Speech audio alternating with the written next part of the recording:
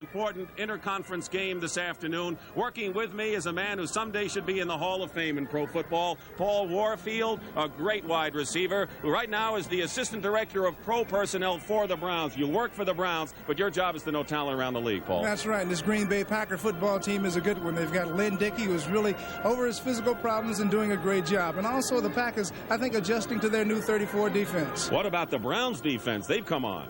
Well, they really have come on. They're not really stopping people cold, but they're keeping people off the scoreboard, and that's important. You know, one of the big questions for the Browns this week, who would play quarterback? Brian Sipe was hurt last week in Seattle, so Sam Rutigliano has had to make a decision. Go with Sipe, who may not be 100%, or rookie Paul McDonald for USC. He's made his decision. He told us about it just a short while ago.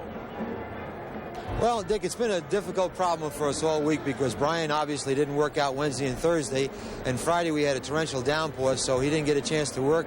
He worked yesterday, and he felt real good about it, and this morning I caucused with our doctors and Brian. He felt real good, and right now after the pregame warm-up, I think Brian Sipe is going to be our starter. And so we're ready for the kickoff. Tom Burney will kick off for the Green Bay Packers. The deep men, Keith Wright, number 89, and Dino Hall, number 26. Diminutive Dino Hall at 5'7". The Packers in their green, the Browns in white, and we're underway on an overcast afternoon in Cleveland with the lights turned on here in the stadium. Dino Hall carries, and Hall finds his way past the 25-yard line, almost to the 30, and the stop is made by Mike McCoy. So the Browns are on offense, and Brian Sipe, indeed, is the quarterback, number 17. He is third in the AFC. He has thrown 10 touchdown passes. Running backs are Mike Pruitt, number 43, and Charles White, 25. A very fine offensive line for the Browns. They've allowed only 4 quarterback sacks all season, an NFL high. The backs and receivers, and they have tremendous firepower. First and 10 on the 35-yard line. They get the 27-yard line. And Sipe gives to the second back through Pruitt, who broke a tackle, and Mike Pruitt gets up to the 35, short of a first down. The tackle made by Ezra Johnson, number 90, the right defensive end. Well, they like to establish the running game, Paul, and that's what the Browns are trying to do here.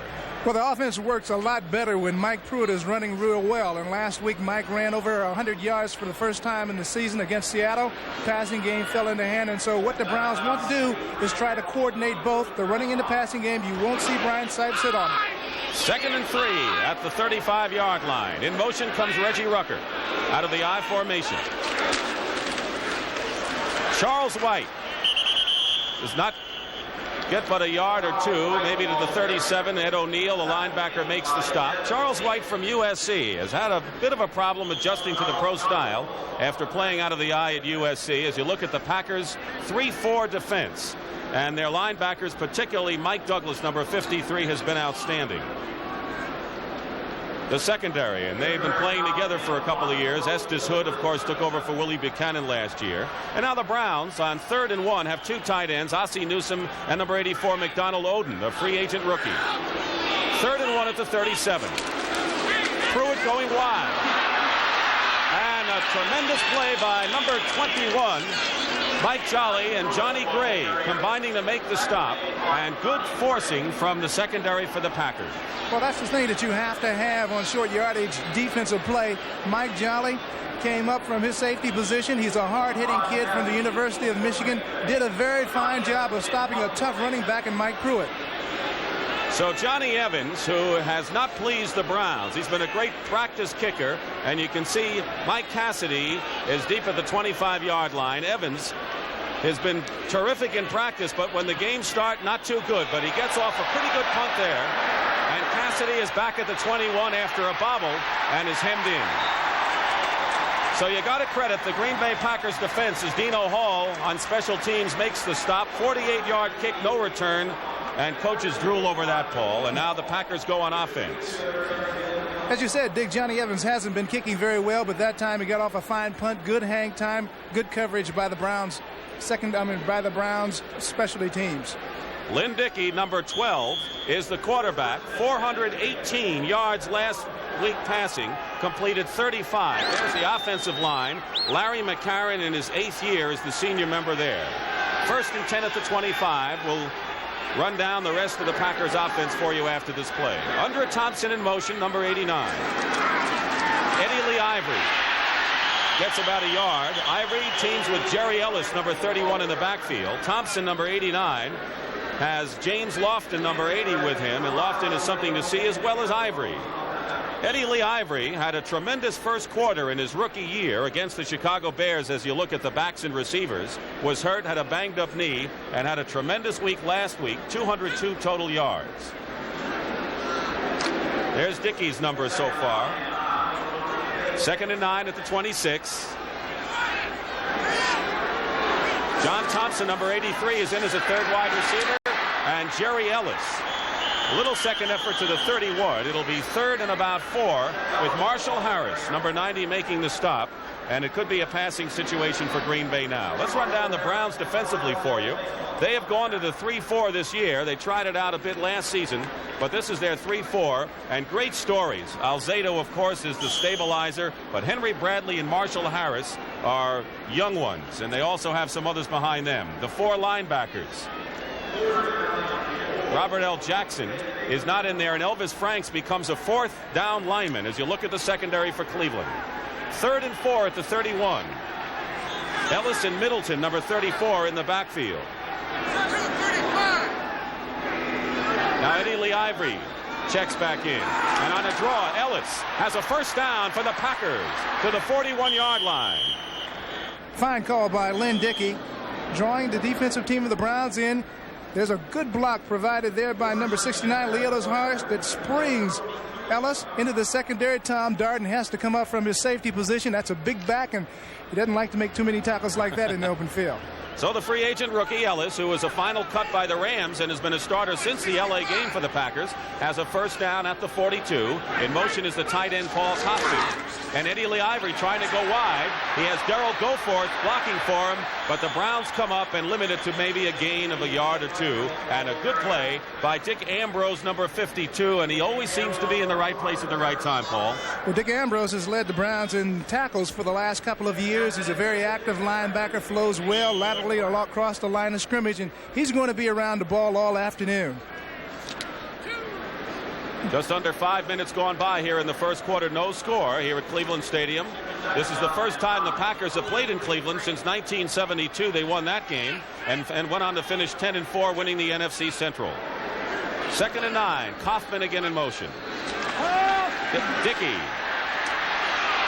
finds Lofton, and Lofton has a first down at the 45-yard line of the Browns. And Clinton Burrell, second year from LSU, made the stop, and this is a Paul Warfield kind of pattern. Well, James Lofton is a very fine receiver. Lynn Dickey throwing the straight out. Dickey has an excellent arm. Lofton, a guy that you've got to give a lot of room. Clint Burrell respecting that speed. And he's getting that protection up front, Paul. And Lyle Alzado finding it very difficult to get there. He's still fighting, though. He'll be fighting all afternoon. Packers controlling the ball as they did against Tampa Bay, though they managed at best a tie. 1st and 10 at the Browns 45. The pitch to Jerry Ellis. He's hemmed in and thrown for a 3 or 4 yard loss. And forcing the play was Marshall Harris along with the nose tackle Henry Bradley. Interesting story about number 90 Marshall Harris. He was an 8th round draft choice by the Jets. Walked out of camp because he wanted to pursue an art career. Then the Jets didn't want him when he wanted to come back. The Browns welcome him with open arms. Kind of 2 interesting stories there. Henry Bradley was on the Browns roster last year. He was cut from the squad, stuck around town driving a truck to sort of eke out a living, was called back to the team late last year. This year he won a job as the nose tackle. Loss of 2, 2nd and 12 at the 47. Kaufman in motion, a fake draw and a trick play and a good catch by Jerry Ellis. Ellis is tackled after picking up about 8 yards. Robert L. Jackson, number 56, the left inside linebacker, makes the play. As you look at Lynn Dickey, who is out almost 2 years with a broken leg, and his comeback is terrific, and Bart Starr has had confidence in him all along, apparently. He's throwing the ball right now for about 70% of his passes completed, and Dickey's doing a fine job. That time he set up a fake screen to the left, double screen to the right, almost broke all the way. Dick Ambrose slowed him up a little bit. 5 defensive backs for the Browns. Ron Cassidy, number 88, comes in as a 3rd wide receiver for the Packers on a 3rd and 7 at the 42 of Cleveland. Here's a rush. They got him. They blitz. The Browns blitzing linebackers. Dumps Lynn Dickey back to midfield, and all of them came in. Henry Bradley might get credit for that sack, and it'll be fourth in a punting situation. Well, a gambling situation here, but that time it played off. They're running an X on the inside. So fourth down, and David Beverly will kick from his 35, and Keith Wright, number 89. Beverly, who is a 7-year veteran, originally a free agent pick. He had his best year last season, and there is Keith Wright, who has tremendous instincts in running back kicks, Paul. Great feel for returning kicks. Not the fastest guy in the world, but somehow, some way, he makes things happen. Wright at the sideline, can't turn it in, and he's forced out of bounds. Jim Gano was chasing him along with Paul Kaufman. Dick Stockton and Paul Warfield here. First quarter, overcast but pleasant in Cleveland. Brian Sipe has the Browns at the 19, first and 10.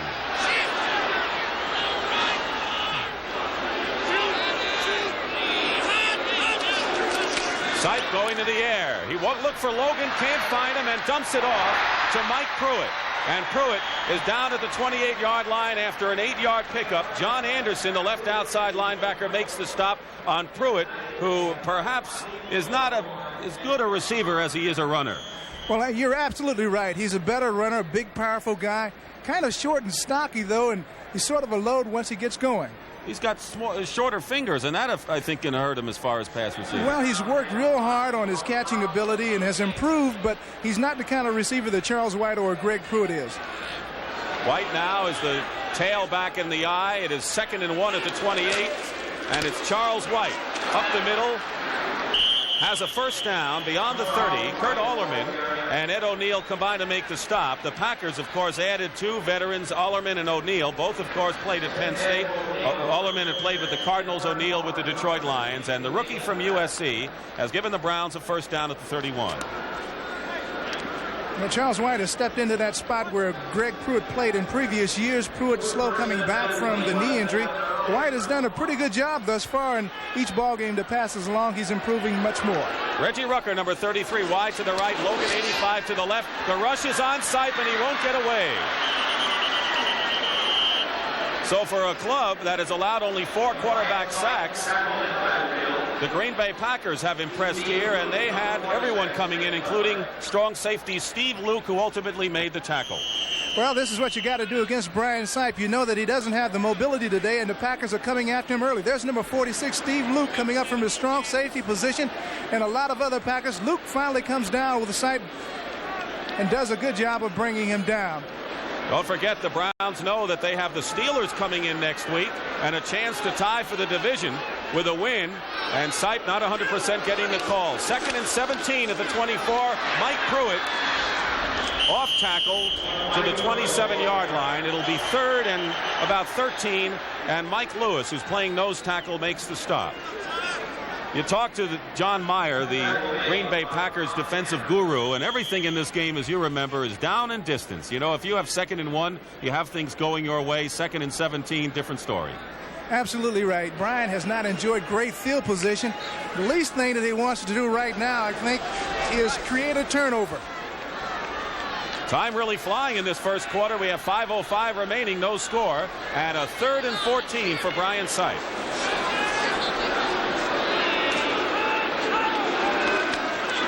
He's got some protection, and Sipe is looking for number 82, Ossie Newsome, the tight end. And Newsome, who could just as easily be a wide receiver at 6'2", 232 in great speed, has the reception and a first down. Johnny Gray makes the stop, and he had time, Paul.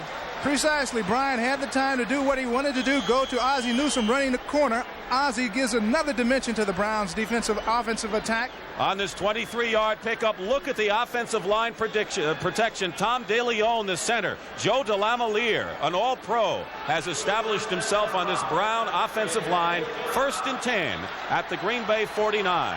Ricky Feature, 83, has replaced Dave Logan at wide receiver for Cleveland. Sipe again in the pocket, going for Rucker, overthrows him.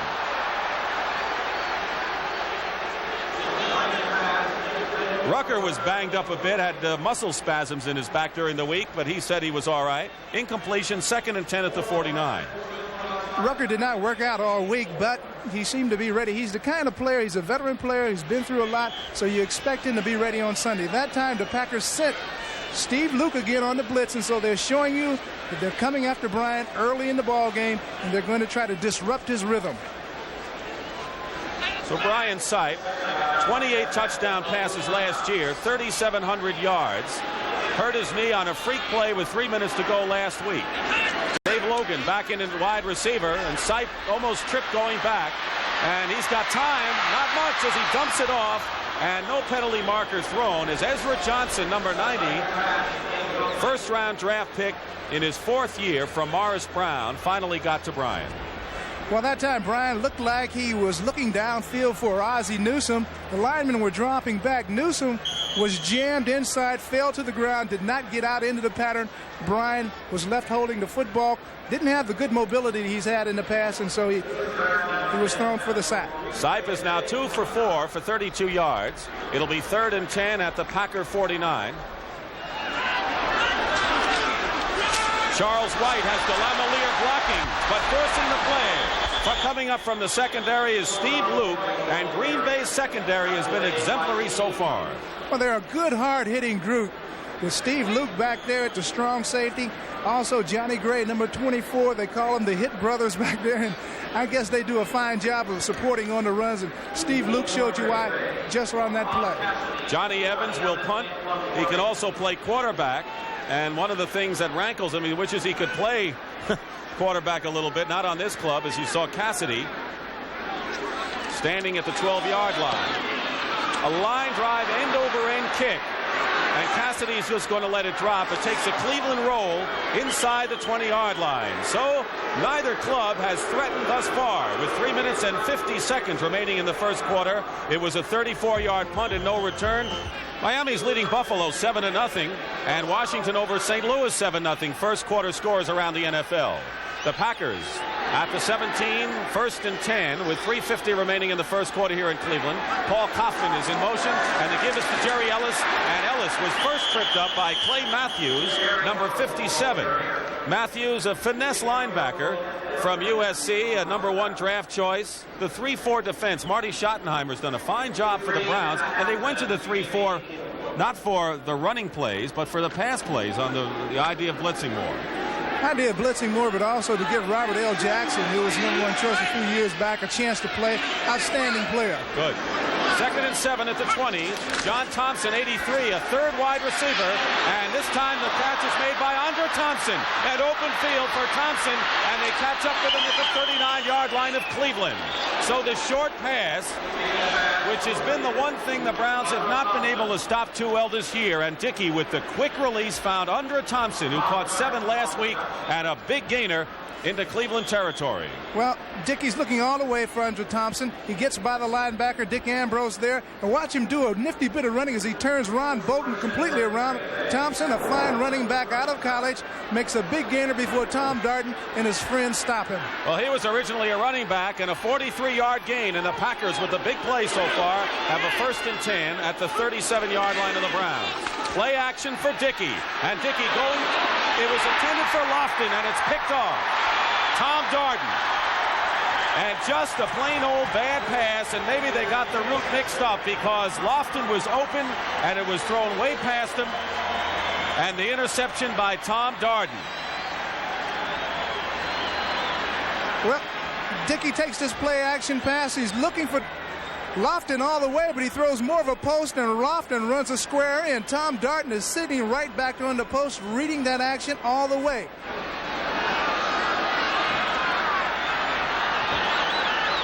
First and 10 now, the Browns at the 33-yard line. 2:18 remaining in the first quarter as Reggie Rucker comes in motion. No score. Mike Pruitt tries to go up the middle and hits a stone wall. That interception by Tom Darden was his first of the year, but more significantly, it is his 41st, and he has now set a Cleveland Browns record for career interceptions, and he was tied with the late Warren Lahr with 40 before he picked that one off. Tom Darden has really done an outstanding job in the secondary. He's a real ball hawk. You usually see him right around the ball. He plays the quarterback's eyes very well. Gain of 1, 2nd and 9 at the 34. The Packers have played superbly on defense thus far. No score, 1:40 remaining in the first quarter. Sipe on a play action, and he freezes the backers long enough to complete a pass to Mike Pruitt, and a first down short of midfield. Mike Douglas, the linebacker, defending. It's tough to defend against Pruitt. Well, it's kind of tough to defend against him, not because he's such a great pass receiver, but simply because he's got great speed and deceptive speed. He's a big-looking guy, but he's got 4.5 speed for the 40, and he can get out in the flats real well. That's Mike Douglas, number 53, fine linebacker, riding him out of bounds. How's Greg Pruitt's situation?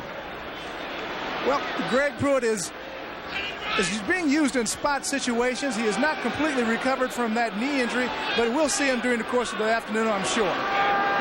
The Browns have the ball at their own 48, 1st and 10. And the pitch goes to Charles White, and White, and a second effort to the 47-yard line. A good 5 or 6 yard gain.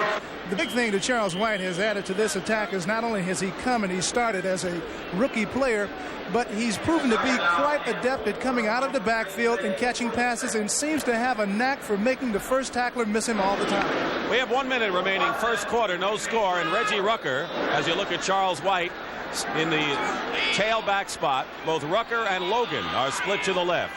2nd and 4. Up the middle, Pruitt fumble, and Sipe might have gotten to it, and he did. Brian Sipe just got there before 3 green shirts were ready to pounce on the ball. That takes a little bit of courage, because there's some awfully big guys in that Green Bay center of the line. The Browns at the Packers 48. Make it 3rd and 5. Sipe. Complete to Ozzie Newsome. An 8-second show. Newsome has a first down. And the Browns maintain possession as Johnny Gray, the free safety, who started the very first game of his rookie year. And Ozzie Newsome, as we mentioned, could be a flanker, good wide receiver threat, makes that play, and it's a first down at the 41. Washington now leading the Cardinals 10-0 in the first quarter. Mark Mosley, a 30-yard field goal. Redskins have had their troubles thus far. 1st and 10 at the 41. Rucker comes toward the line. Is Charles White. Hits a stone wall, picks up 2 yards.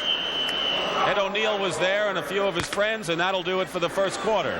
So they've gone back and forth, and both teams' defenses have played well. Beleaguered Bart Starr on the left, the Packers coach, who breathing a bit easier these days, and Sam Rutigliano, whose greatest asset is the fact that he's low-key. He doesn't go too high or too low, keeps an even keel, and that's important in the game. You know that. Very important for a coach to be the same kind of individual week in and week out. That is exactly the way Sam is. He's not given to high-strung moments or low periods. Greg Pruitt, number 34, is teamed with Mike, number 43, in the backfield as Logan goes wide right. 2nd and 8 at the 39. We start the second quarter. Brian Sipe looking down. Has some time. Sipe is going for Ozzie Newsome, who makes a terrific catch. And now they say he did not have control. Ozzie Newsome did not hold on to it when he came down, and it'll be an interception as Steve Luke and Johnny Gray were covering on the play. Well, Sipe wants to go for it all right here, and he's looking for Ozzie Newsome. He looks off to the right, throws to Ozzie, almost makes the great catch. Here Ozzie has it. As you see him hit, he sort of loses it right at that point on the ground. And you got to come down with it. That's the rule. It's not so much holding it in the air. When you come down, you better have it in possession. He did not. So it's incomplete, 3rd and 8. Dick Stockton and Paul Warfield in a scoreless battle here on the shores of Lake Erie, Cleveland Stadium, with upwards of 70,000 fans. 3rd and 8 now at the 39 for the Browns. We have not come close to a score in this one. Sipe getting pressure, trying to move away, and he's going to run for it. He'll have a first down, and if he's smart, will go out of bounds. But no, he's tackled inside the 20. Brian Sipe, showing no ill effects of that knee sprain, has run for the first down before Mike Douglas caught up with him. A play of 24 yards, and now the Browns have the best scoring opportunity. Well, here's where Sipe's really dangerous. He's got a feel for what's happening in the pocket. He slides up. He looks downfield, and at this point, he's still a threat to throw, but he's going on the run all the way. He's got Joe DeLamalure, not a bad fellow to have out in front of him, and picks up a couple of extra yards. And Sam Rutigliano on the sideline, and he's saying, I picked this guy over McDonald today, and he was holding his breath. 1st and 10 at the 15. And it's Mike Pruitt. Make it Greg Pruitt, sorry. And he's thrown for a loss. Couldn't get outside, and credit the Packers defense. Linebacker John Anderson. Loss of 2, 2nd and 12 at the 17. Ricky Feature, number 83, in at wide receiver. Logan gets a rest. Sipe on a draw play, and a great play by Mike Butler, number 77, as he put the hug on Mike Pruitt right away. Mike Butler, starter since the opening game of his rookie year, just shut that running play off. All right, here's a ground level shot. Smart call by Brian Sipe. Fools everybody except number 77, Mike Butler, who does an excellent job and goes solo on that particular tackle. Mike Butler, big man, has 4 sacks on the year, doing a fine job on the defensive front for Green Bay. Had a great year in '78 with 12 sacks. He's got good strength and quickness. A big showdown in the NFC East. Dallas leading Philadelphia 7-0. 3rd and 13 on the 18-yard line, and a penalty marker is down. Penalty marker down, and now we have some tempers flaring. Tom DeLeon just took a shot, I think, from Ed O'Neill. Right, he did. DeLeon and O'Neill. Let's pick it up. 63, false start offense. Cody Risen called for a false start on offense. Gene Barth, the referee. So that will set him back now. Let's see if we can pick it up at the line. Look for Risen, number 63. Let's see. Well, we see that Tom DeLeon, 54, fires a little shove, and Mike Lewis, number 66. That kind of extracurricular activity could get either side penalized. 3rd and 18 at the 23-yard line.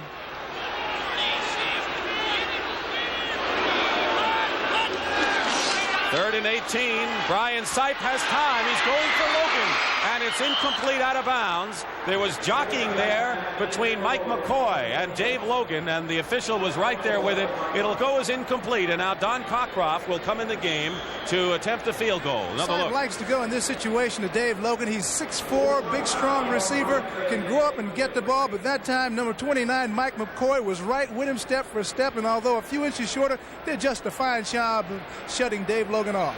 The attempt will be from the 31. Let's call it a 40-yard attempt. And Cockcroft is a perfect 2 for 2, though overall this year he's 6 for 10. Don Cockcroft straight down the middle. It's good. So Cockcroft, who has had all sorts of ailments this year, from his back to his hip to his ankle. So Don Cockcroft, who just kicked a 41-yard field goal, is kicking off right now to Mark Lee, a rookie from the University of Washington and a superb returner in college. And Lee, showing some of those moves, brings it out past the 25-yard line. Mark Lee from the University of Washington. Tackle made by Keith Wright for the Browns. So the Packers go on offense after the Browns scored on the field goal, 67 yards in 12 plays. And the drive was nearly 5 minutes in length. And we have a penalty marker down right now, and a penalty apparently against Green Bay. They'll mark it off. That's a tough hole to start out of, Paul. It is. The Packers have enjoyed pretty much good field position here in the first half. This time they'll be backed up inside their 10-yard line. Personal foul, clipping on the run back, number 53, first down. It was Mike Douglas who was clipping, and so now the Packers open up back on their 10-yard line. It'll be 1st and 10. The Browns lead at 3-0. We've just gone through 3 minutes here of this second quarter. Lynn Dickey, 6'4", 10th year, and the give is to Eddie Lee Ivory, who gets past the 10 to about the 13 before Marshall Harris makes the tackle for the white-shirted Cleveland Browns. So there's Eddie Lee Ivory, who was the #1 draft pick last year out of Georgia Tech. Last week, 74 yards rushing against Tampa Bay, and he caught 11 passes for 128 yards, his best day as a pro. He'll have more. He certainly will. He's good looking back, great speed. Had the knee injury last year, as you said, Dick, but it seems like he's fully recovered. For the first time last week, he said like things were really starting to come together. 2nd and 7 at the 13. Undra Thompson, 89, and Lofton, 80 are wide right, and now Lofton goes in motion. He has time, and Lofton holds on to it. Penalty marker down as he makes the reception at the 18-yard line, but the flag is down.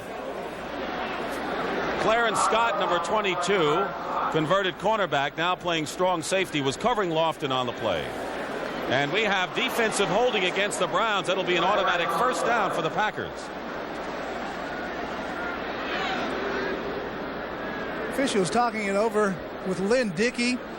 That time the Packers sent James Lofton in motion from right to left. It's a good way to get him isolated and get a man-for-man coverage from the Cleveland Browns. You can bet your bottom dollar that the Browns will be giving Lofton a lot of attention this afternoon, and certainly he merits it. Number 56, defense, first down. Robert L. Jackson, the linebacker, was called holding downfield. It'll be a 1st and 10 now for the Packers at the 18. And you have to say one thing, Green Bay had all those problems, and people say they're the worst team in the NFL, and they are certainly not that at 2-3-1 coming into this game, trailing here 3-0. Kaufman, the tight end, in motion. Play action pass, swings it around to Eddie Lee. Eddie Lee cuts into the 25, and Ivory has a first down. It was Robert L. Jackson who makes the stop, and you saw a little bit of Eddie Lee Ivory cutting in some of the great moves he showed. Watch Jackson's pursuit. Robert Jackson, he's coming onto his own in the 34, pursuing well laterally across the field. He's been a big hitter for the Browns all year. Eddie Lee Ivory got a good block from Leotis Harris on cornerback Ron Bolton on that play to spring him inside before Robert Jackson made the hit. Undra Thompson wide right as you look at Dickey coming up to the line. He came over to the Packers from the Houston Oilers in 1976 in a trade. Ivory again up the middle, gets perhaps a couple. The New York Jets against the Seattle Seahawks in a game at Shea Stadium in New York this afternoon. Seattle leading at 3-0. The Packers with 569 yards against Tampa Bay was the most they've picked up since they chalked up amazing 628 against the Eagles back in 62, 32 first downs. So they're moving the ball, but the question is they're not getting the points. That's right. They're doing what old Green Bay teams have done in the past. That is ball control. But you're right, Dick. They've got to put points on the scoreboard. Lofton in motion. 2nd and 8 at the 32. Dickey has the time. Ellis drops it finally. Jerry Ellis. And that was a tough play all the way around. He kind of tried to just dump it off and over a defender. Well, Dickey looked like he was going for Lofton again, who had started in motion from left to right going across the screen. Couldn't quite find Lofton. There's Lofton. He's going to cut into the sidelines. Does not have very much room to work with. Ron Bolton moving up on him.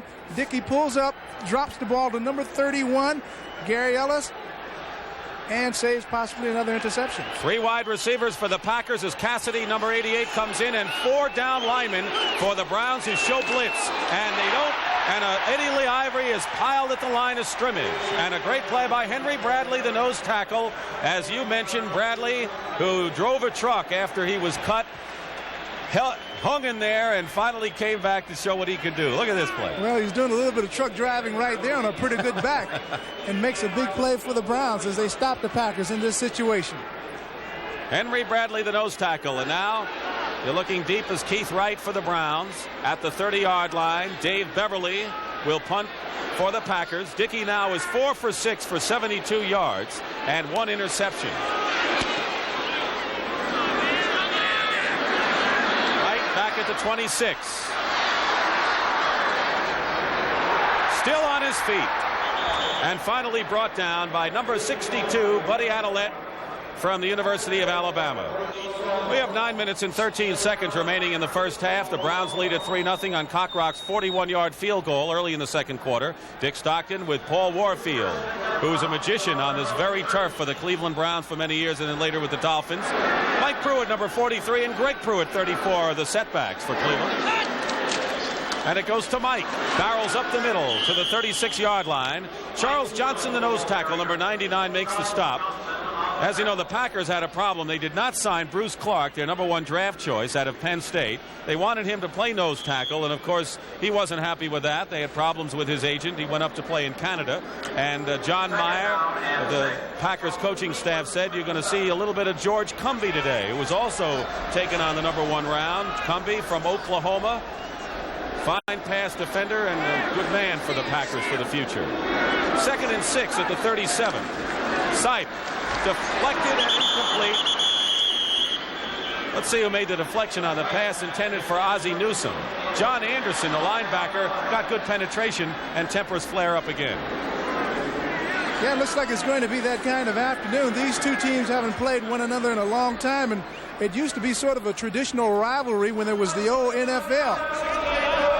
Unsportsmanlike conduct, 99 defense, offsetting fouls. Charles Johnson and Robert E. Jackson, I believe, have been called for unsportsmanlike conduct, offsetting personal fouls, which is really a message there, I guess, from Gene Barth. Let's have enough of that. Well, the officials are saying, hey, gentlemen, this thing is not going to get out of hand here today, and so he's setting the tone right now. It'll be 3rd and 6 at the 37-yard line. The Packers have 5 defensive backs in there now with 2 linebackers. 3rd and 6 for Brian Sipe.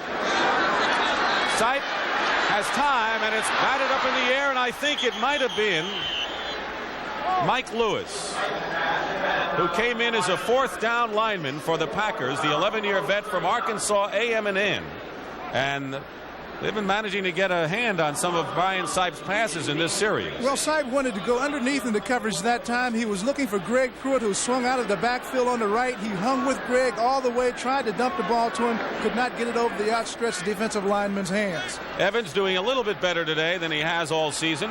Will punt from his 20-yard line, and Ron Cassidy will be deep for the Packers at his 30. There's Cassidy.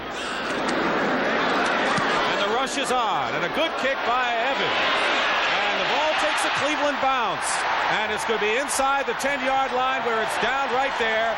And so Evans is surprising a lot of people this afternoon. A 56-yard punt, and once again the Green Bay Packers have not been able to get good field position today. That's our score with 8 minutes and 16 seconds remaining in the first half, as the Packers now have a new set of backs. Turdell Middleton, number 34, who scored his first touchdown of the year against Tampa Bay last week, and Steve Atkins, number 32, second year from Maryland, in the backfield now. Lynn Dickey on his own 8-yard line, and the call goes to Atkins, who gets a couple, and that's all, before Marshall Harris stops him. Atkins had his best game against the Cincinnati Bengals, and perhaps finally is learning how good he can be. He was switched from halfback to fullback this year. Fine running back. He's got good speed, big, strong guy, and so it's just a matter of finding yourself, and it takes a little bit of time for young backs to get the feel of running in professional football and following their blockers, and I think that he's starting to come into his own. Picked up 3, 2nd and 7, the ball at the 11 now. In motion comes Unger Thompson, number 89. Turdell Middleton piled up again, and the Browns are hungry.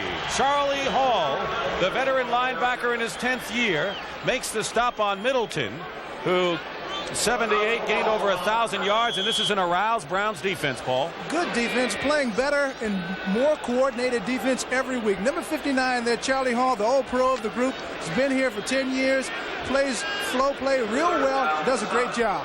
Elvis Franks, number 94, 5th-round rookie from Morgan State, comes in as a 4th down lineman as Robert L. Jackson comes out. And the Packers have Thompson wide right, and Lofton way over to the left side. 3rd and 7 at the 11, a running play.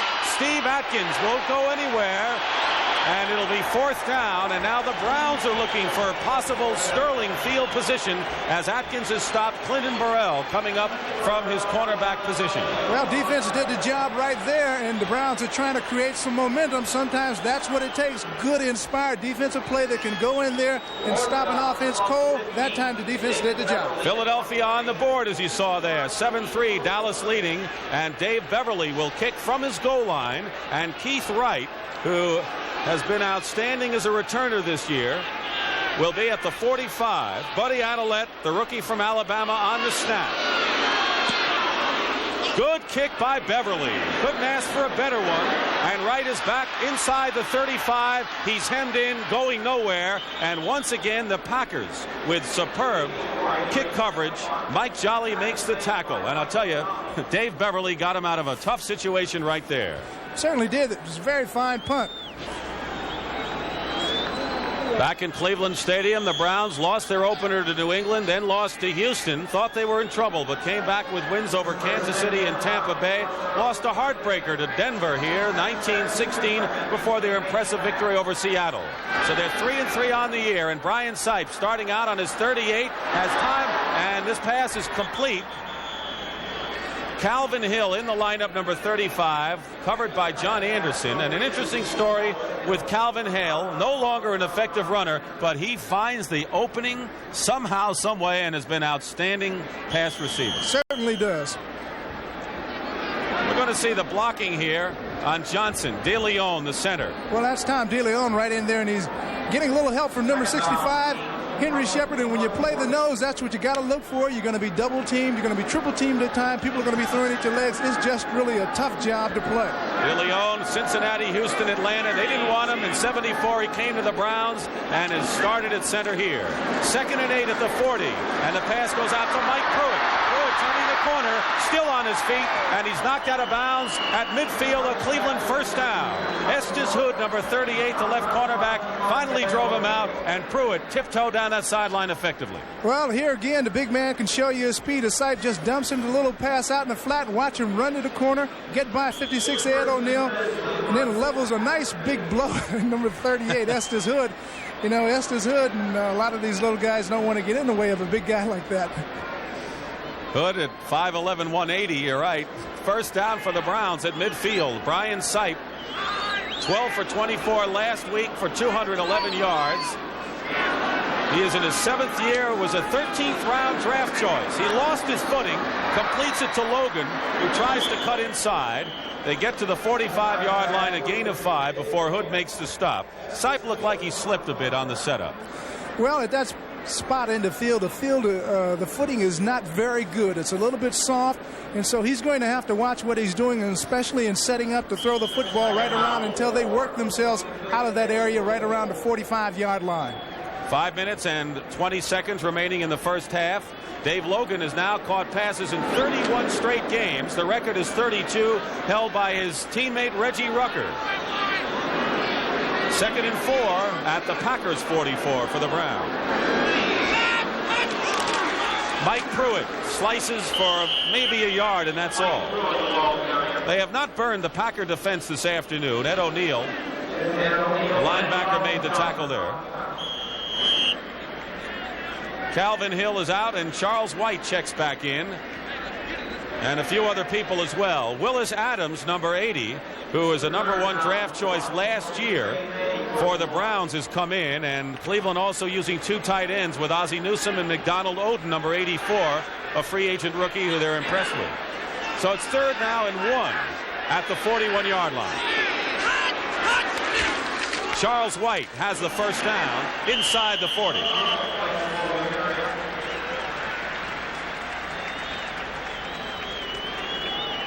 Good, tough inside runner, White has proven to be. For a little guy, surprisingly, he's proven that he can run the inside traps and run inside of guard and tackle. He's a very durable little player. That's one of the reasons why he was taken on the first round by Cleveland, and thus far has proven to be an effective runner. White comes out, Calvin Hill comes back in. Situation substituting, the new mode in the NFL. 1st and 10 for the Browns at the Packers 39. Score is 3-0 in favor of the Browns. Play action and the rush and a lofted pass, and we're going to have pass interference on the Browns in the pass intended for Calvin Hill. And what made it pass interference is that the defender was waving his arms. If he had not waved his arms, he would not have been called. But that is the criterion on that kind of play. You'll see the defender waving his arms in front of Calvin Hill with the back to the line of scrimmage. Defensive pass interference, number 56. Ed O'Neill, the linebacker, and he was waving them. All right, Calvin Hill, the situation sub. Situations pass-wise. He goes in, sight, little pressure. Watch O'Neal's hands come up right there. Calvin, very smart, stops and does not try to go any farther. Makes O'Neal run right into him. Very smart play by Calvin Hill. Sipe got rid of it in a hurry. Mike Douglas was pressuring him, so it's first down at the 20-yard line, and Bryan's in trouble looking for a receiver. He has a lot of time, and he throws it away, intended for Rucker, but outside of the end zone territory. It'll go incomplete for Bryan Sipe. Just at the last minute of that last play did O'Neal put his arms up. If he hadn't, he would not have been called. That's right. The play that we just saw there with Bryan Sipe, the Packers secondary did a remarkable job. When a man has that much time back there in the pocket, can move around, and still they have coverage on the receivers downfield, the guys back in the secondary for Green Bay have got to be doing an excellent job. It'll be 2nd and 10 for the Browns at the Packers' 20-yard line. We have 3 minutes and 25 seconds remaining in the first half. A Cockroft field goal early in this period has been the scoring, 3-0 Browns. Calvin Hill, 35, is back there with Pruitt, 43. Quick toss, and it is Logan, the intended receiver, and he can't hold on to it.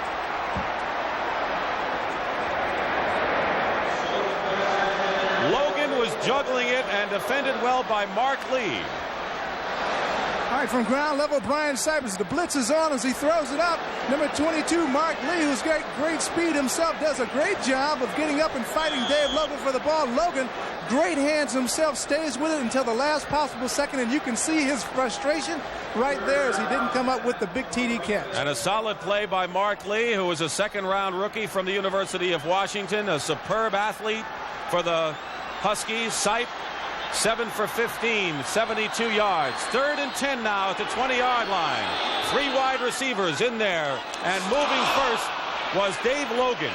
And the pass intended for Rucker is complete and out of bounds, but the penalty marker down, and I think Dave Logan moved, but we'll check and see.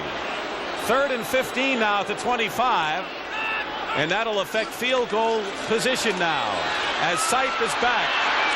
Pressured, penalty marker down, and the pass is incomplete, intended for Ozzie Newsome, but a penalty marker is down at the 5-yard line.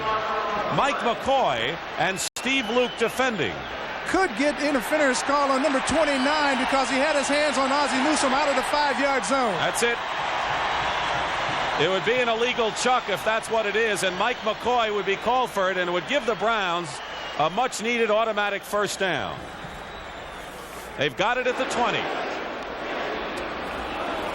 Illegal contact, 29 defense, first down. So the Browns in a good spot here. 1st and 10 at the 20. Sipe has time, lofts it over the middle to Newsome. Incomplete, and he tried to make a one-handed catch at the goal line, and he was free. They use him as a wide receiver. He's got that kind of speed. Well, that time Sipe was trying to hit him down the middle. The Packers going to the zones to the outside. Newsome outstretched trying to reach the ball. Just can't quite come up with it. We told you about George Cumby, the linebacker. We have another penalty marker down. He was defending. We've got offsetting, continuous action, unsportsmanlike foul. 65 offense, 99 defense. The down counts. Charles Johnson of the Packers and Henry Shepard of the Browns, the left guard on offense, called for unsportsmanlike conduct. That's the 2nd time in the ball game that we've had that kind of offsetting unsportsmanlike calls. The down will count, and it'll be 2nd and 10 as you look at the Green Bay defense with Charles Johnson, number 99, the nose tackle, and he's going to come out. Calvin Hill also is out for the Browns, and Charles White comes back in, and McDonald Oden, number 84, is the new tight end as Newsome gets a breather. 2nd and 10 at the 20 for the Browns. 3:02 to go first half. 3-0 Cleveland over the Packers.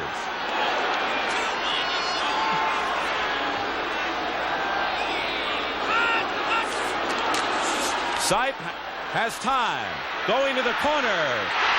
Touchdown. It's a touchdown. Reggie Rucker. Reggie Rucker has caught the touchdown pass, his 2nd of the season, and the Browns have moved up 9-0.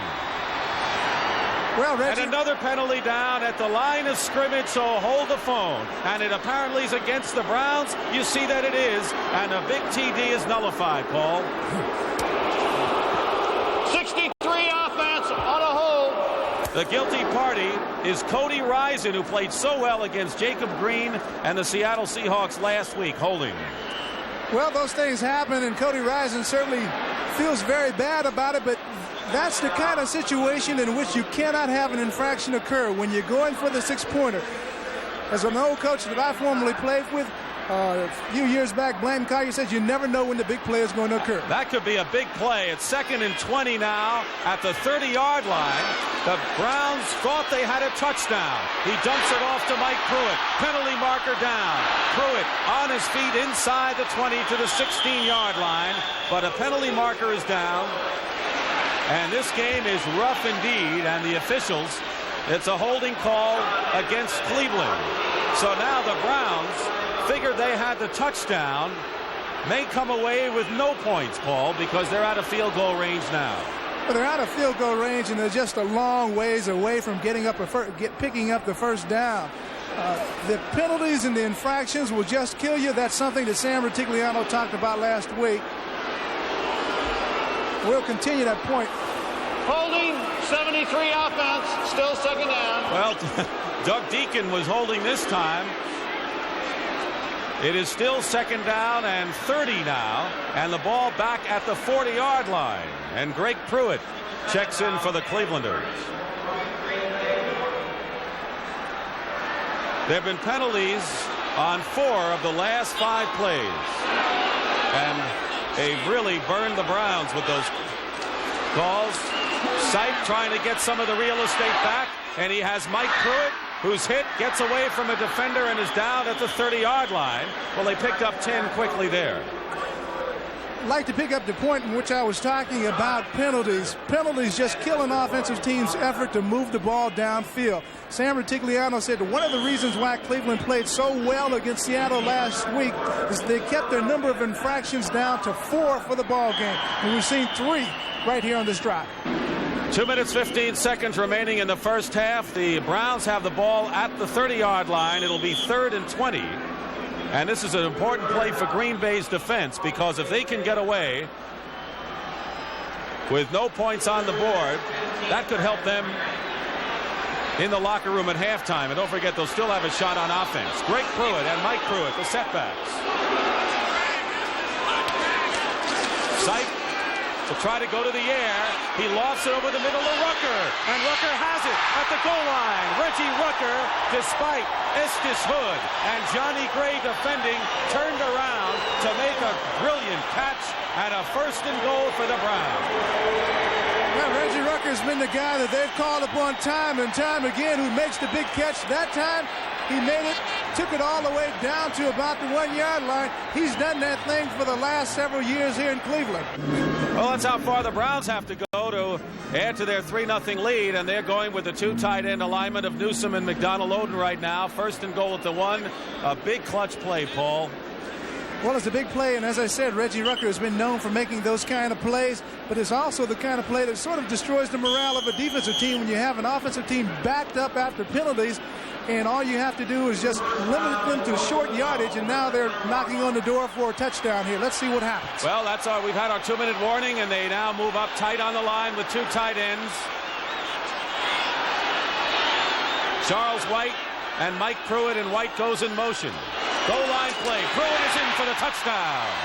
Mike Pruitt has scored his 3rd touchdown of the season, and the Browns lead it 9-0. It took some work, but I'll tell you one thing, the Packers could have gone in that locker room sky high after the developments following the penalties. Instead, the Browns are sailing with a 9-0 lead on Pruitt's score. All right, here's a ground level shot. Brian Sipe barking out the signals, and he gives it to the big man, who just plows straight ahead and rams it right across the end zone stripe into the end zone for the touchdown.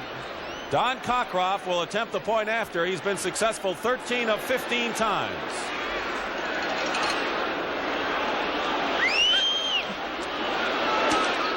Kick is good, and the Browns lead it 10-0. But with 1 minute and 57 seconds remaining in the first half, Paul, I would have to say, following that 62-yard 12-play drive by the Browns, that the Packers can kind of right things if they can get on the board before the end of this half. They have 1 minute and 57 to go. If they can have decent field position following a kickoff and Dickey can get them on the board, they'll be in pretty good shape going into the second half. That'll really change the perspective of this ball game if Dickey can move his club all the way downfield and put some points on the board. Right now, the Browns have a 10-0 lead. That's by no means a great lead in professional football, but it would be a lot closer if Dickey could put 7 or 3 points on the board. So it's going to be interesting to see how he moves his club down the field. Of course, the Browns can't have a letdown in the situation, and most clubs in the National Football League move well in 2 minutes. You know, on paper, Paul, the Browns are the stronger club coming in this game, but, you know, the Packers have played them very tough so far. A couple of breaks have gone against them. They haven't been able to move the ball. The field position has been bad, but the Packers are definitely a respectable club out here. Well, the Browns defensive coordinator Marty Schottenheimer, who formerly worked for the Detroit Lions last year, said that this is a tough ball club, and they've proven to be that exactly here today. They haven't given up a thing, and they're playing against one of the better offensive clubs in Cleveland in the AFC. And Bart Starr, who we just saw there on the monitor, has to be very proud of his group, and he's been very proud of the way that they've performed in the last 3 weeks. Cockcroft will kick off. 1 minute 57 remaining. The Packers have 2 timeouts remaining. They used one of theirs just before the 2-minute warning. And now they're going to line up on one side. And Cockcroft is indicating a possible onside, and he kicks a high end-over-end to Mark Lee, who has a running start at the 15. Lee up the middle, puts his head down, and gets to the 27-yard line. And let's see what Green Bay can do from there. They haven't had any kind of field position thus far today. Clifton Odom makes the stop. So Dickey comes out, 1:55 remaining in the first half, 10-0 to score. So while Green Bay has improved defensively as far as giving up points are concerned, they've really had gained a lot of yardage the last 2 weeks, but they haven't scored that much. 14 in each game. Turdell Middleton, 34. Jerry Ellis, 31 of the setbacks. 4 down linemen for the Browns as Elvis Franks comes in. Dickey dumps it off to Turdell Middleton. Middleton had a blocker, lost it, and he's piled up at the 31. Looked like Leotis Harris was out there, but the Browns played it extremely well. Clock continues to move. Good pursuit to the football. Right now, Green Bay is utilizing 3 wide receivers, and so Dickey wants to put the ball up in the air and get it downfield. Undra Thompson, James Lofton, and Ron Cassidy are the 3 wide men. 2nd and 6 over the middle to Turdell Middleton, but he's hit immediately, and Robert L. Jackson, number 56, made a key play there. Clock continues with 1:15 to go. The Packers, 2 timeouts remaining, trailing 10-0 as you see the time. Dickey has to go downfield. Middleton again at the 40. And he's down at the 43-yard line, and under a minute to go, and now the Packers will use one of their remaining 2 timeouts. Clay Matthews defending along with Ambrose, and now Dickey will confer with Bart Starr. So Green Bay's strategy obviously was pick up some short yardage quickly, and with about a minute to go, get close to midfield, but they're still about 8 yards away from that. Well, I think he's going to have to change his strategy, and Dickey might be talking that over with coaches Bart Starr, head coach, and assistant coach Zeke Bratkowski right there. He's going to have to change his strategy, and I think throw a little bit deeper in towards the sidelines if he wants to get into field goal position or to put 6 points on the scoreboard. And, of course, you wonder why quarterbacks don't quickly go downfield for the big chunk of yardage first and then try to nibble away instead of nibbling early. Well, there are a lot of people that are hanging back in the secondary. The linebackers are taking real good drops, but he's going to have to gamble a little bit. But the safest place to throw the football in this situation is towards the sidelines. Make sure that if you got to throw it, throw it towards the sidelines so the defender can't get it, and if you can, throw it out of bounds. Lynn Dickey, who completed 14 passes in a row in one stretch last week against Tampa Bay, has talked things over with Bratkowski and Starr. 59 seconds remaining in the first half. 1st and 10 Green Bay on their own 43, and they have 1 timeout to go.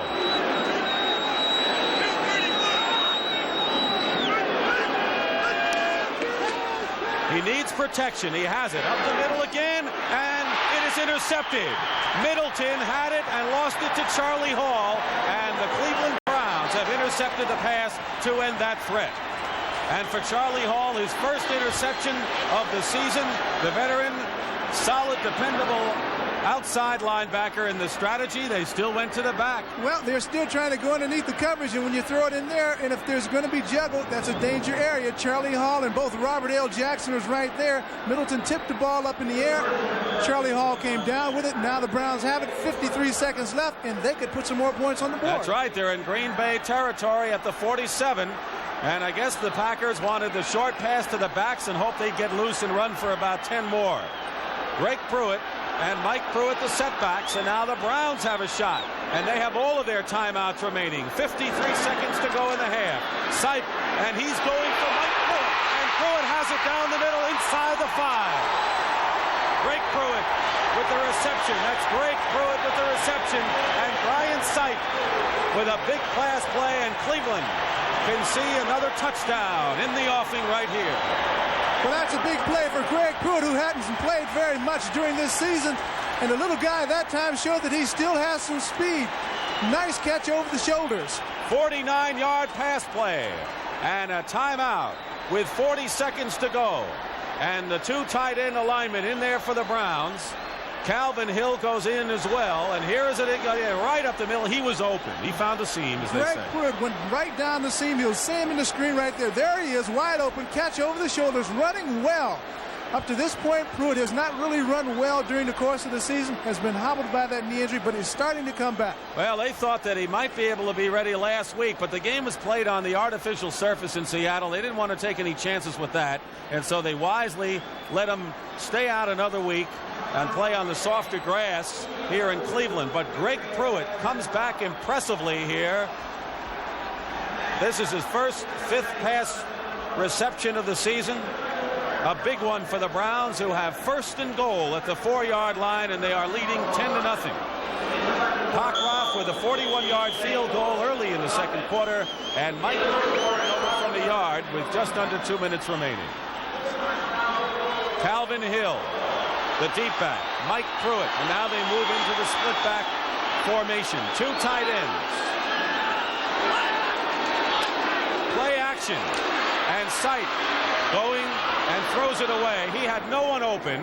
He wanted to go to Calvin Hill, who was covered, and he wisely threw it out of the end zone. Well, he had Calvin Hill going deep into the flat, but Calvin Hill was covered very nicely by Estes Hood going into that corner. So Sipe, as you said, Dick, wisely took a look, saw what the situation was, decided to throw the ball away rather than have an interception. Brian now is 10 for 20 for 155 yards. Second down and goal at the 4. Rucker and Logan in at wide receiver, so the second tight end comes out for Cleveland. Sipe passing, and no flag. It was intended for Newsome, but he fell down on his own accord. John Anderson was covering, so the Packers have defensed the Browns perfectly on 2 goal line plays, and now it is third and goal at the 4, and the time shows 29 seconds. The Browns with 2 timeouts to go, and they'll go back with the dual tight end again. Well, Sipe wanted a little more time. He was flushed out of the pocket on that last passing play. Had to throw it hurriedly to Ozzie Newsome, who was breaking to his right. Ozzie had to try to adjust to the ball that was thrown more to the center. Couldn't quite make the adjustment under the circumstances. Bootleg plays have been popular in situations like this with some clubs. Sipe has time, and wide open is Ozzie Newsome, and he doesn't make it to the goal line. Ozzie Newsome is tripped up, and a brilliant play, I think, by Mike Douglas. And it'll be fourth and goal at the 1. Mike Douglas saved a touchdown. Well, that was really a big play by Mike Douglas for Green Bay. Sipe did a good job play action faking the pass. Here it is, a ground level shot. Here's Brian, faking it.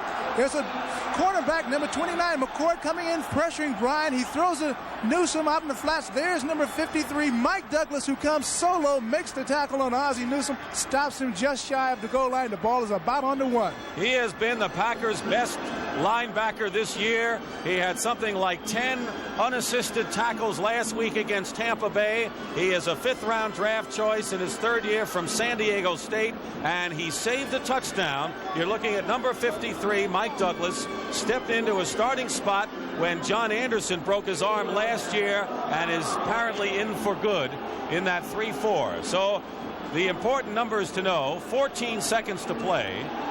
The Browns, having called a timeout, have 1 remaining, but really it's 4th and goal at the 1, and it's all right here.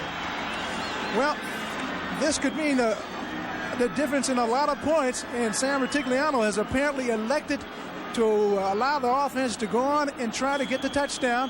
That shows that the coach has his confidence in his offensive unit. Browns could go up perhaps by a score as much as, well, about 17-0 here. Charles White is back in there to team with Mike Pruitt. 2 tight ends remain, and it's 4th and 1, and you'll see it.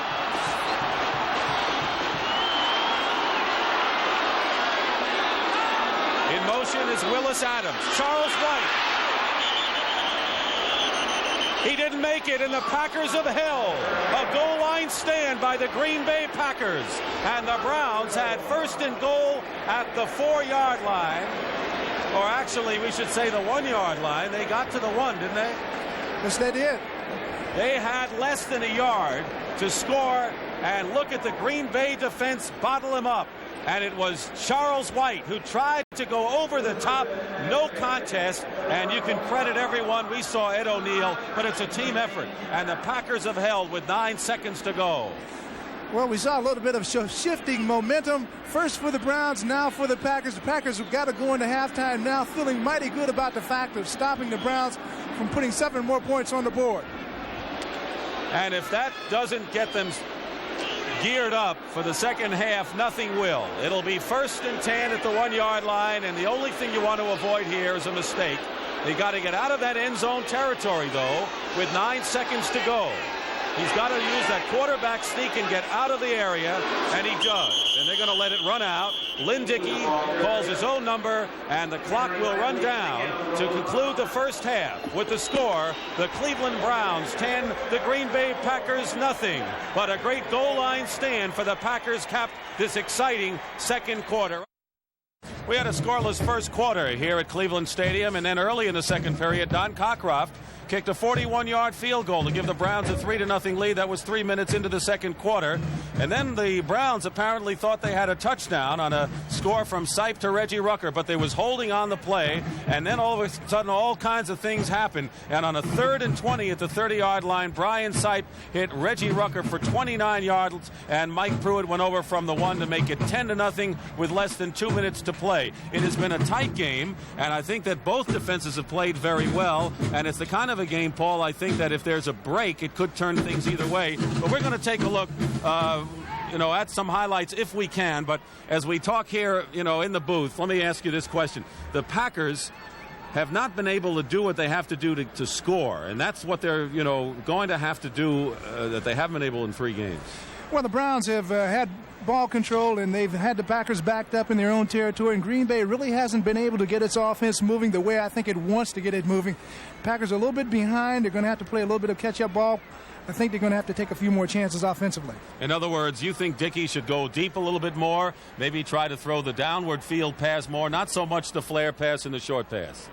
I think that they have to go down field deep a little bit more to Thompson and also to Lofton and get away from the percentage passes if they're going to get back in this ball game. All right, let's take a look at the big defensive play of this game. There have been several, but this was the big one. 4th and goal at the 1-yard line for the Browns, who had 1st and goal following a pass to Greg Pruitt, and here is the way it happened. Charles White was stopped cold by the Packers. Well, the Browns have dominated the game statistically, which means absolutely nothing, because we were talking about how much the Packers have done yardage-wise but not scoring. And there you see what it's all about.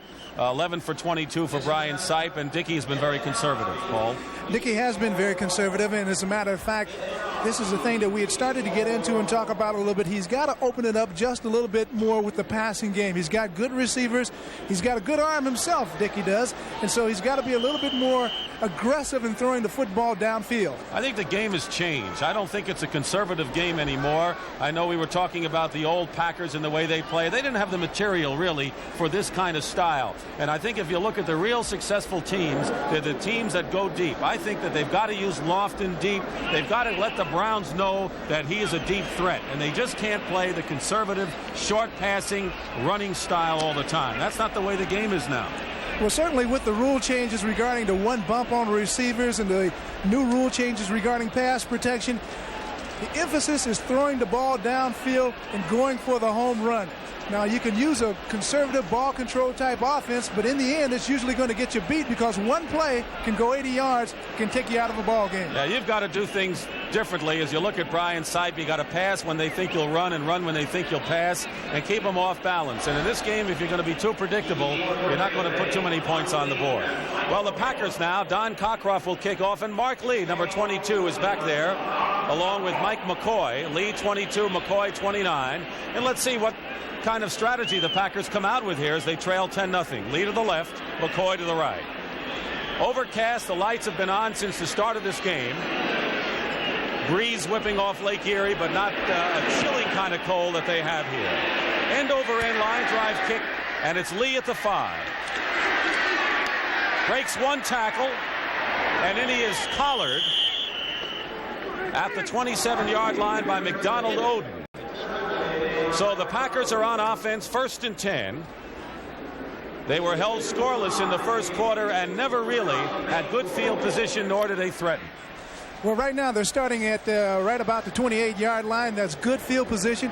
Lynn Dickey shouldn't feel pressed in getting his offense into play, and so he's got good room to move with. Let's see what he puts together, and let's see what the Packers have talked about during halftime and how they're going to come out offensively in the second half. Jerry Ellis with 17 yards carry and a 4.3 average was their best rushing as Andre Thompson comes in motion, number 89. 1st and 10 at the 28.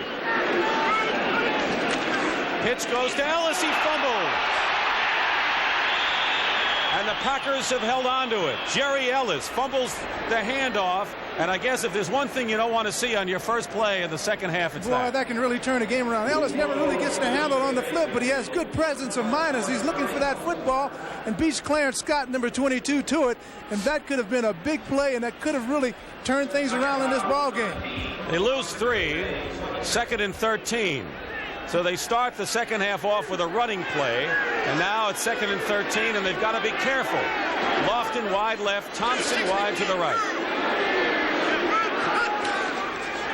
Dickey passes, incomplete, intended for Lofton, and Clinton Burrell, number 49, defending on the play. Good defense by the second-year man from LSU, who moved into the starting spot as Lawrence Johnson was injured for the year, and Oliver Davis had been the starter for 4 years. Well, we were just talking, that's the thing that they've got to do. Look downfield for guys like Lofton and Thompson. That time, Lofton was being double covered in the Browns secondary. Burrell was getting some help from free safety, number 27, Tom Darden. But nevertheless, it's tough to throw the ball downfield, but that's exactly what Dickey has to do. 4 down linemen. Elvis Franks, number 94, in for the Browns. We have a 3rd down and 12 at the 27. In motion is Lofton, and here comes the pressure, and they hold him out. The pass is complete at the 32-yard line, but they're way short of a first down. The tight end, Paul Kaufman, makes his first catch of the day. Again, tempers flaring. Charlie Hall defending, and it'll be punting situation now. And the Packers are flat as a tire as they start the second half. Well, a completion for about 5 or 6 yards in that situation doesn't do you one bit of good. You just turn the football over, and so, it's really worthless. David Beverly will punt. Buddy Adelette will do the snapping. And Keith Wright, number 89, is standing at his 26-yard line.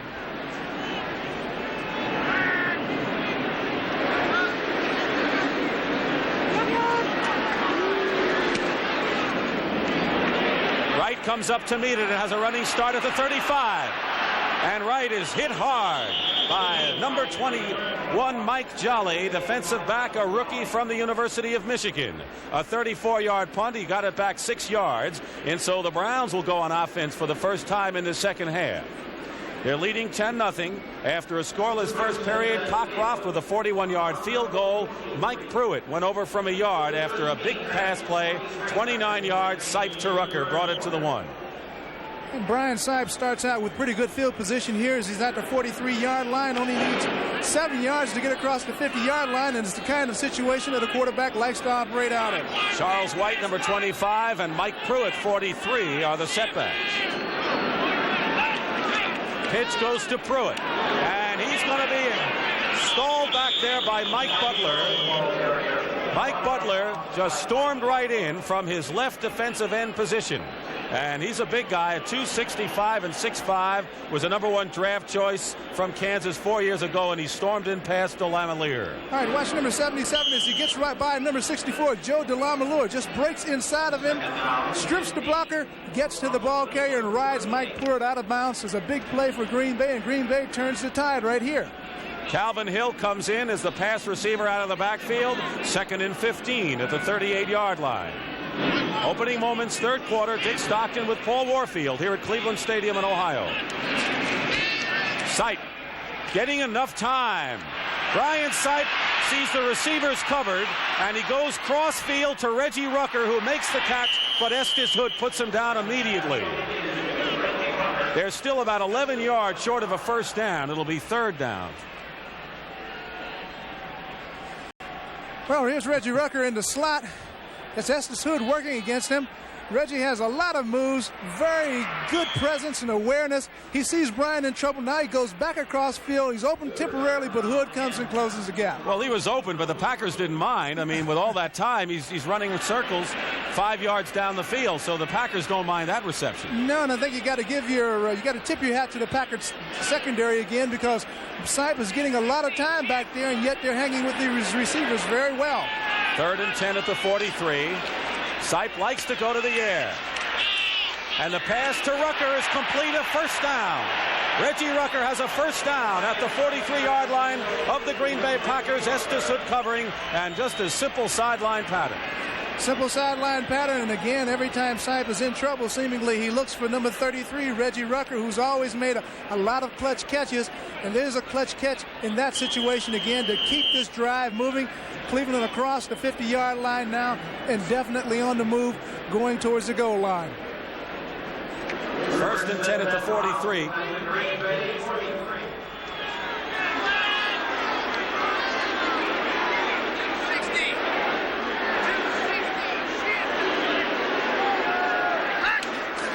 Sipe, quick release. Ozzie Newsome. What a one-handed catch Newsome made, turned around. An 8-yard pickup to the 36-yard line. Johnny Gray covering.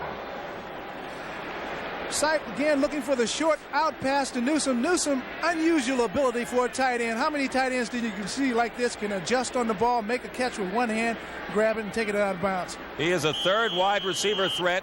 Rucker goes out. Willis Adams, number 80, comes into the game. #1 draft choice. Caught one pass last year. Hasn't done quite as well as the Browns had hoped out of Houston. And he's in there now, wide left, flanked along with number 85, Dave Logan. 2nd and 3 at the 36-yard line. Browns moving on Cleveland. On Green Bay. And Sipe has a lot of time. He finds Mike Pruitt. And Pruitt has a first down at the 23 or 26-yard line. So Pruitt has his 5th reception of the ball game and another Cleveland first down. Sipe really set that play up nicely. Watch him look to his left, and he's looking downfield to his left, and all the time he's throwing to number 43, who's slipping under the coverage, Mike Pruitt, who gets the necessary yardage for the first down before being brought down by 56. Ed O'Neill and Kurt Allerman then came on and put the seal on it.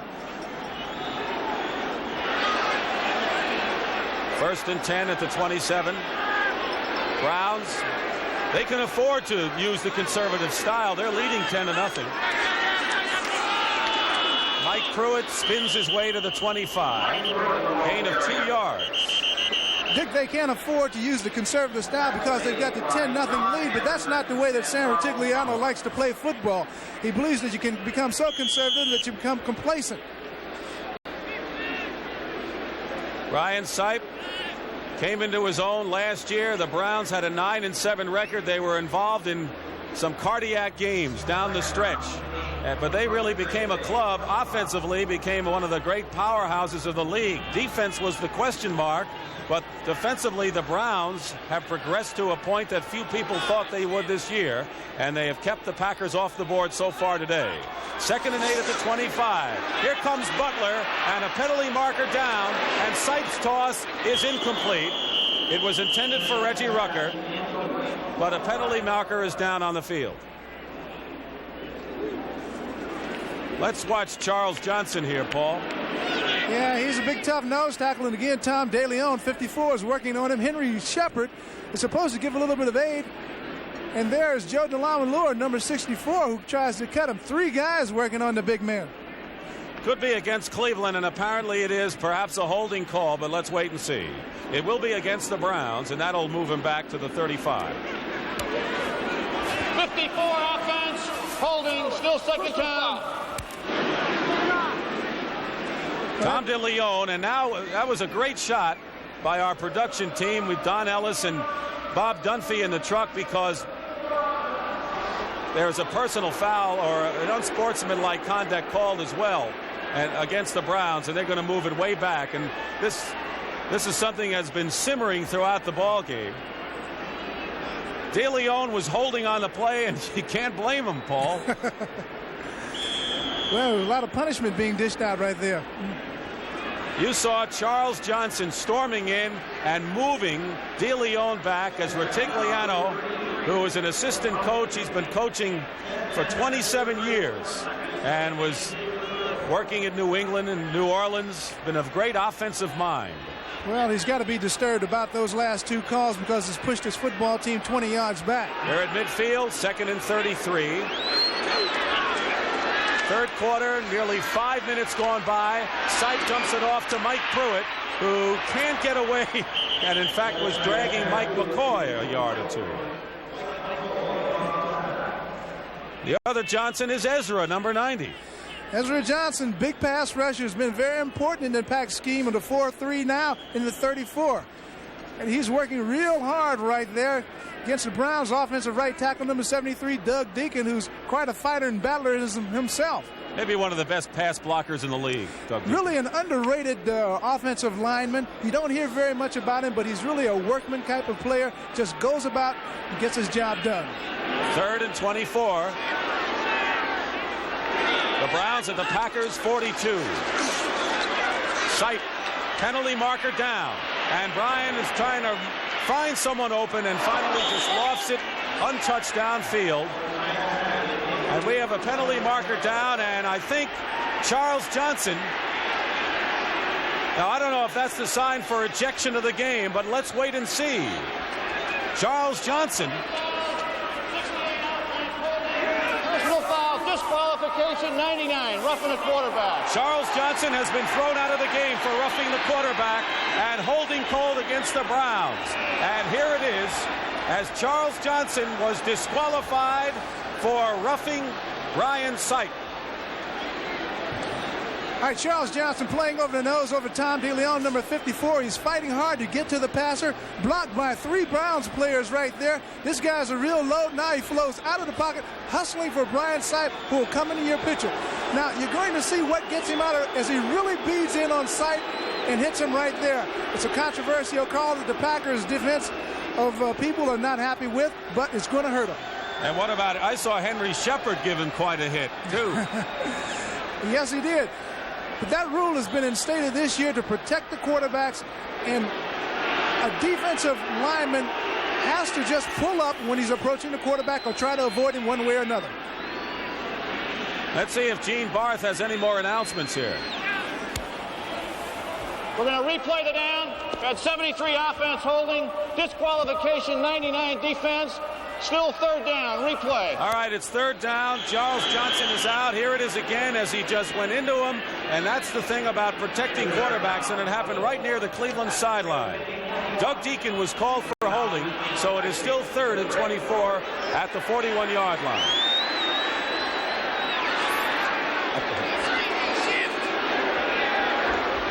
Greg Pruitt, number 34, is in the game now. Sipe finds Reggie Rucker, and Reggie Rucker beats Estes Hood and gets to the 25. He'll be short of a first down, but with 3rd down now, 4th down will set up a field goal opportunity for Don Cockcroft. Mike Douglas making the play, and Rucker just breezed past Estes Hood.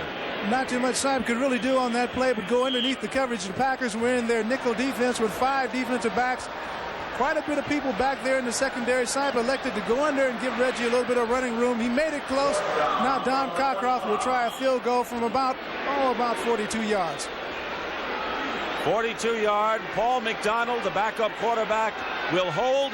Don Cockcroft has hit one from 41 yards out. And the kick is good. Cockcroft will kick off. He has 2 field goals today, and Brian Sipe getting some repairs over at the Browns sideline. Cleveland leading 13-0, and right now the Packers are faced, as they tape up his midsection, they're faced with a situation where they need 2 touchdowns. Mike McCoy over at the 8-yard line. And once again, the Browns with good coverage. The Packers have not had any kind of decent field position all afternoon. Willis Adams made the tackle for the Browns, and so Lynn Dickey comes out once more. Time remaining 8 minutes and 38 seconds here in the 3rd quarter. Scoreless first half. The Browns scored 10 in the 2nd and 3 here in the 3rd. Well, the Packers don't have the kind of offense, or at least they haven't demonstrated that they can make the quick strike, and so that means it's going to be a lot of ball control and a long drive and trying to put together a drive of, let's say, of about 75, 76 yards. That's Dickey's numbers, but he has not been able to hit a long one. Jerry Ellis, number 31, and Turdell Middleton, 34, the setbacks. Paul Kaufman goes in motion for the Packers. Play action, and Dickey fires downfield, complete to Lofton, and a first down at the 42-yard line. Ron Bolton covering James Lofton off to his best start, and that's what the Packers have to start to do. Well, they've got to go to that man, number 80, right there, and he's exactly the kind of person that you want to go to. He's got the great speed. He's a big guy, about 6'3", 27-foot long jumper, while at the University of Stanford. Terrific athlete, can do it all. 19-yard pickup. Packers now at the 42. Out of the eye, the up back is Jerry Ellis. And the pitch goes to Turdell Middleton. Good block, and Middleton moves forward to the 47-yard line, and a gain of a good 5 yards. Charlie Hall makes the stop for the Cleveland Browns. And on this series, I see considerably better crispness on the part of the Green Bay offense. Well, their offensive line is firing off awfully well. Dickey started out with the pass to James Lofton, came back with the flip. He's coming back with a 2nd and 6 situation, 6 or 5, 5.5. And they're now starting to move the football the way that Bart Starr, I'm sure, would like to see them do it. And here's Middleton up the middle, and Middleton gets close to the 50, so it'll be 3rd and about 3 yards. Dick Ambrose, the linebacker, makes the stop, and a penalty marker is dropped. This may be a good time.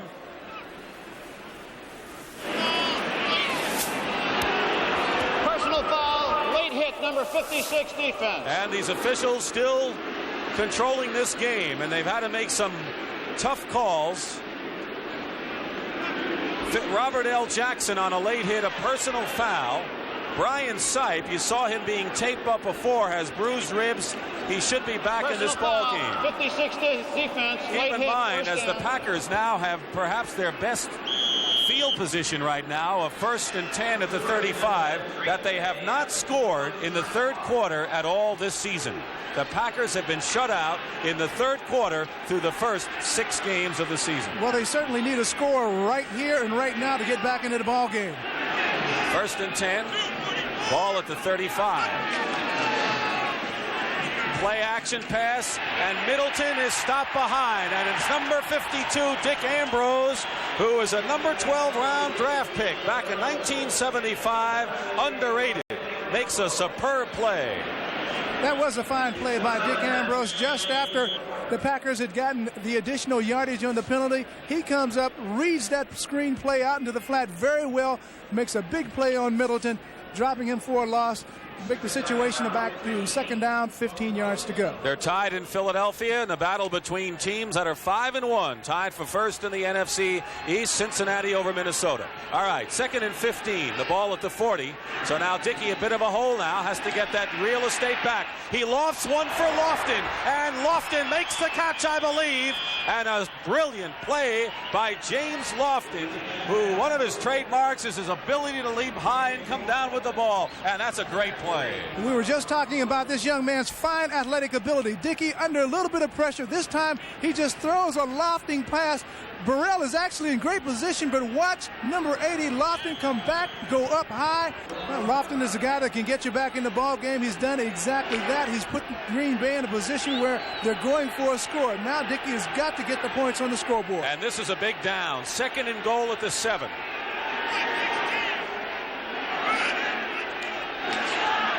Dickey looking right, going left, and Dickey's going to try to run. He's in. Touchdown, Packers. Lynn Dickey runs for the score. And the Packers are on the board in the 3rd quarter for the first time in this 1980 season. And that tightens the game up. Well, we talked about Lynn Dickey being able to get over his physical problems. This is a situation that shows you where he does have some mobility now. He's not just a quarterback there who's back in the pocket, laid in cement.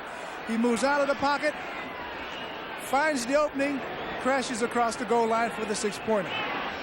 A point after touchdown. Bernie will attempt it. His first opportunity this afternoon after the heartbreak game against Tampa Bay. And the left-footed kicker clicks. Here's our scoring play, and the Green Bay Packers with their first points of the 3rd quarter, and more important, trailing now 13-7. Bernie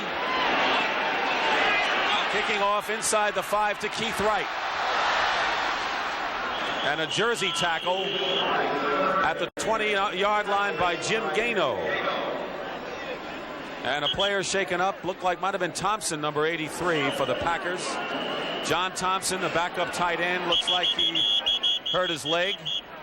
And we have an official's timeout, and it's his right leg that he's holding. Looks like he's hurt his right knee.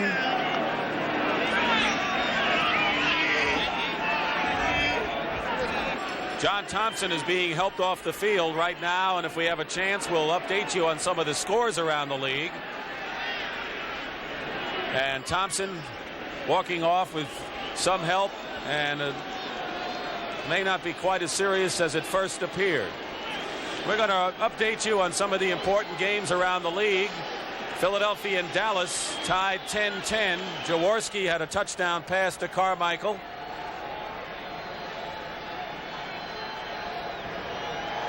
Cincinnati over Minnesota, 7-0. The Bengals have been a surprise. They defeated Pittsburgh twice. Minnesota, of course, trying to stay within distance of the Lions in the Central Division. Washington over an obviously down St. Louis team, 23-0. They're grieving the loss of Steve Little. Tragic story there. Miami over Buffalo, 14-7 in the 3rd quarter. The Dolphins have to do it with mirrors this year. The Jets over Seattle, 14-10 in the 3rd quarter. And we resume. 1st and 10 at the 20-yard line now. 4:46 remaining. Sipe gives to Mike Pruitt. Fumbles the ball, and the Packers have it. No. Yes, they do. The Packers have recovered, and I think it was Anderson who finally made the recovery. And Mike Pruitt fumbles. And if you want to talk about a cold team, the Browns are ice cold right now. Well, it's been a real big change of events. Brian Sipe here takes the straight handoff, spins, puts it into the tummy of Mike Pruitt, who goes through the line of scrimmage. At that point, the ball is stripped out of his hands. The ball spins on the ground. It's a little bit loose right there. A few Packers can't seem to come up with it, but number 59, Anderson, came up with the ball, and now Green Bay is back in business again. They sure are. 29-yard line, 1st and 10, and all of a sudden the complexion has changed. The Packers were shut out. Now if they can get a touchdown, they'll have a lead, provided they convert. 1st and 10 at the 29-yard line. Andrew Thompson, number in motion, and Dickey will go to the air, and he has Lofton complete at the 10. And the Packers have awakened, and thanks to passes to James Lofton with Burrell defending on the play, Green Bay has silenced the 70,000 here. All right, this is a slant in pass to Lofton. All he does is break right over the middle. Watch him go up and snag this ball right in his hands. Clean catch. Clinton Burrell there for the stop, but it's too late. And as you're right, you're exactly right, Dick. The Packers really have awakened here in the second half. And Lofton has some brilliant catches. Good hands. 4:05 remaining third quarter. 1st and 10 at the 10. They can get a first down without scoring. Turdell Middleton to about the 8-yard line. And Robert L. Jackson, number 56, the linebacker, makes the stop. The Packers are rejuvenated as Dickey looks to Zeke Bratkowski on the sideline. Earlier they were shuttling tight ends, and Bratkowski has been signaling in the plays in earlier this year, and he's doing it right here. So it's 2nd and 8. Well, they certainly put it together in the second half here. They've opened up their attack a lot more, putting the ball downfield, and it's paid off big dividends for them. Both wide receivers split left. 2nd and 8 at the 8. In motion, Lofton. Dickey fires one. Lofton, another fine catch, and he gets inside the 5, and then it'll be 3rd and about, well, maybe 3.5 to 4. I think that the marker is inside the 1-yard line as you look again. Well, Lofton comes in motion from left to right that time, and as was said before, it's a situation in which they try to isolate him on a defensive back. Ron Bolton, defending on that play, did a pretty good job. Ron Bolton's having his best year. Came over from the New England Patriots on a deal. He is making the big hits. He prevented a touchdown perhaps right there. And now we have 3rd and 3 and a 4-down line defense for Cleveland as they stack it up in the middle. Middleton dives forward, and a touchdown for Turdell Middleton. And now the officials are saying no. I saw one official signal a touchdown, Paul. It doesn't. I saw a touchdown signal, and then, of course, I didn't. Let's see what Barth says. Gene Barth. No touchdown. Correction, please. No touchdown. No touchdown. He was down by contact on the 1-foot line. We're going to measure. He may have a first down, though. He may have a first down. The official signal touchdown, and then, of course, they took that call away. But they're going to measure, and this is a big one here. As we told you at the start of the series, they could get a first down without scoring. Could be just as good. Even if they didn't get the touchdown, they will have the first down, and so will have 4 opportunities to go for the touch. I think they've got it. First down. 1st and goal, about a foot away from the goal line. 2:28 remaining third quarter. The Packers are threatening to tie and take the lead in this game.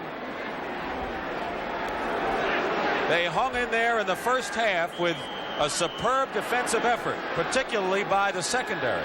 And now the offense has come alive here in the third quarter. And you've got to go back to the big goal line stand at the end of the first half. Absolutely. Dickey goes to Ellis. No signal. He did not make it.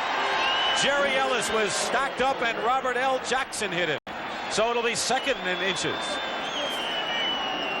Browns showing that they can play tough goal line defense here.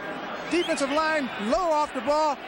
Robert L. Jackson mopping up the top, along with 52 Dick Ambrose to knock number 31 Gary Ellis right back. No score for the Packers, at least on the first try. Who says the Browns can't put a goal line stand of their own on here, Paul? Well, they've got 3 more tries at it. That's just about where the Browns had it at the other end. All right, 2nd and goal, inches away.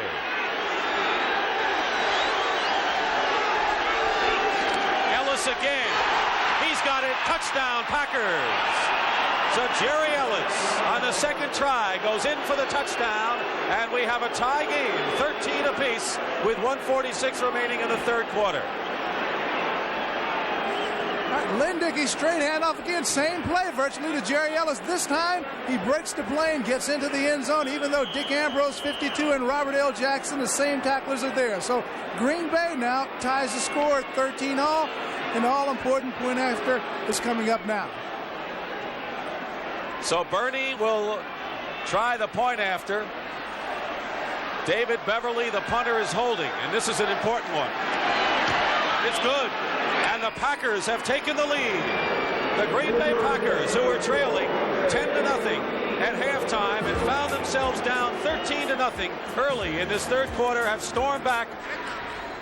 So the Green Bay Packers are leading 14-13. Keith Wright, number 89, is deep, and Tom Burney, the Scotland-born left-footed kicker. 7-yard line for Keith Wright. And the Packers are a roused football club right now. Kit Lathrop makes the tackle at the 17-yard line, and the Browns will go on offense. We have another score. Miami leading Buffalo 17-7. Uwe von Schamann, a 23-yard field goal, and a surprise with the Dolphins leading the Bills. Well, Dick, we've seen shifting momentum here in the third quarter. We saw the Browns come out and looked like they were going to put 7 more points on the board. It didn't happen. All of a sudden, Green Bay got its offense going, and now the Packers definitely have the upper hand. 1:37 remaining in the third period. Calvin Hill, 35, is back there with Mike Pruitt, 43. Sipe looking to the sideline, finds Hill. He always finds that opening, and Hill gets about 8 yards on the reception. Defending on the play was George Cumbie, number 52, who we expected to see out there, the rookie linebacker, top round draft choice from Oklahoma. But the veteran Calvin Hill, a lot of times they can use Hill as a decoy when he comes in the game and everyone thinks he'll be on the receiving end, right? Well, in most instances they are looking for Hill, and he's the situation sub in for the definite passing situation and does a great job at it. He had a first down on that play. Mike Pruitt looking for an opening, finds one. And a good inside move by Mike Pruitt gets the ball out to the 36-yard line, and a gain of a good 7 on the play. Got to believe that Mike Pruitt wants to make amends for the 2 fumbles that he's had during the course of this ball game, and certainly the last fumble on the previous possession that Cleveland had. He ran real hard inside there and probably wants to break one. 35 seconds to go in the third quarter here in Cleveland. 14-13 the Pack leads. 2nd and 2.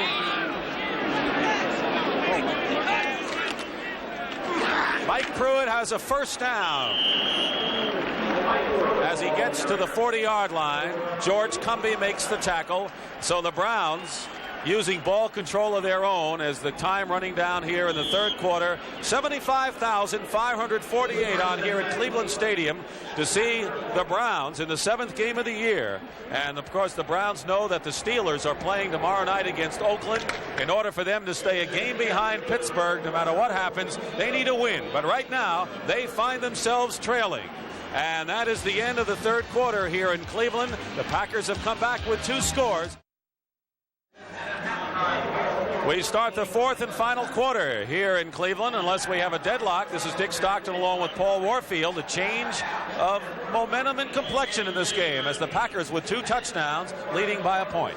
Well, we see Brian Sipe taking a little bit different approach right now. He's going to his ground attack, but I've got a feeling he's going to try to lull the Packers to sleep, and then you'll see him put it up top. 1st and 10 at the Browns 40. Sipe 18 for 29 for 227 yards. Another big day for Brian, but he's looking for the points on a play action up the middle of Reggie Rucker. And Rucker has a first down at the 44. Mike McCoy makes the stop, and Reggie, who's done it for so many years, gets it done somehow, some way. Always seems to be in the right spot at the right time. Brian, right on in hand with his running game, goes with a play-action pass on first down, finds Reggie Rucker right over the middle. Rucker takes a pretty good hit, but the old veteran that he is, he holds onto the football. Looks like the Packers were giving the Browns that kind of play. Well, again, I said Brian might be trying to lull them to sleep. He's been feeding them steady doses of running plays. That time he showed them the play-action pass, which froze the linebackers a little bit. He's able to get the ball over the middle. Ozzie Newsome, the tight end, is wide to the left. The other receivers, Logan and Rucker, split right. 1st and 10 at the 42-yard line, and Mike Pruitt is hemmed in and doesn't go anywhere. And I think John Anderson Anderson, who has played a very active game at linebacker, had some help from George Cumby as the linebacker is excelling. The Packers defensively today have had a whale of a ball game, Paul. Played very well from the linebacker to front four, and even the secondary has come up real well and supported on the runs. And yet, when Sipe has had the extra time back in the pocket, they have really stayed with the Browns receivers, who are an experienced group. They only had 35 sacks last year and 13 in 6 games this year, so they've certainly put more pressure on the quarterback. 2nd and 8 now, and Reggie Rucker in motion. The ball at the 40-yard line of Green Bay. Brian Sipe, better hurry up, and a good block by Joe DeLamielleure. The pass is incomplete, intended for Mike Pruitt. And DeLamielleure made a sack-saving play on, I believe, let's see, Ezra Johnson storming in from the outside. Watch Johnson and DeLamielleure making a good block. Johnson really working hard against number 73, Doug Deacon. Gets away from him, but there comes DeLamielleure. And Brian Sipe was still finding a little extra time. Tom DeLeon, number 54, puts an extra shove on Johnson. 3rd and 8 at the 40. Rucker has caught 5 passes for 81 yards, and James Lofton has also caught 5 for the Packers. And he has been instrumental in Green Bay's offense coming alive in the second half. Plenty of time to go in the 4th quarter. Sipe, 3rd and 8, penalty marker down, and Sipe directing traffic, loops one to Calvin Hill, and it's incomplete. But we have the penalty marker back at the line of scrimmage, and a holding call against Cleveland. A hold against the Browns brings it back. Well, it was good pressure by the Green Bay front that time. They forced Sipe out of the pocket. Good coverage in the secondary by the Packers. He simply didn't have anyone to throw the football to downfield. Sipe bought as much time as he possibly could before dumping the ball under hurried conditions to Calvin Hill out in the flat. Holding, 73 offense, refused, 4th down. It'll be 4th down, and Evans will come in and punt. That was Doug Deacon who was holding earlier. Charles Johnson, the nose tackle for the Packers, was disqualified for a tough hit on the quarterback Brian Sipe, and we have had tempers flaring and unsportsmanlike conduct calls throughout this game. But now Evans will punt from the 45-yard line, and Ron Cassidy is at the 10. Booms it. Fair catch called for, and it takes the Cleveland bounce. Can they keep it in? They did. They did, and now the Packers are arguing. They have held it at the 1-foot line, and the officials ruled that the Browns were able to do it. But let's see, both are arguing right now.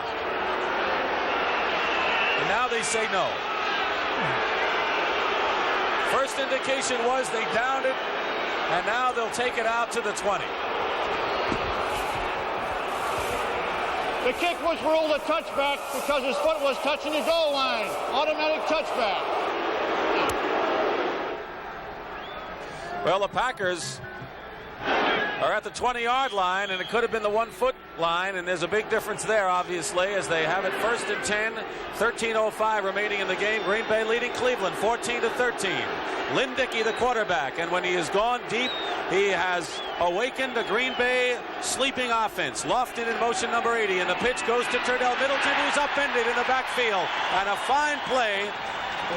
Might have been Clarence Scott, number 22, who came in and forced the play. As you see, Bart Starr and Bratkowski giving the signals on the sideline. Clarence Scott did an excellent job of coming up from his strong safety position, shooting across the line of scrimmage and making a big play to give it a 2nd and 12. Green Bay has had a tendency, once getting ahead, to go conservative. I don't think that this is the time for them to do that. Jerry Wilkinson, 6'9", from Oregon State, is in there. 4 down linemen, 2nd and 13 at the 17-yard line. Ellis carries. Stopped short of the 20-yard line. Penalty marker down, and you're going to see the signals again, but I don't think the play will go in until they know what the penalty is. I think it was against the Browns as the lineman moved. Jerry Wilkinson, number 70, who just came into the ball game, jumped just a little bit before snap Dick, and I think he might be the guy who's guilty of the infraction.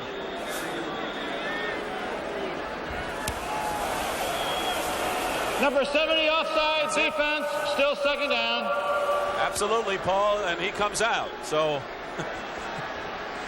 Wilkinson, all 6'9" of him, leaves the game after going offside. So it's 2nd and 8 now, and that's got to bother the Browns because they had the long yardage, and now it's 2nd and 8. Dickey has some more breathing room. Well, it changes the situation. Nope.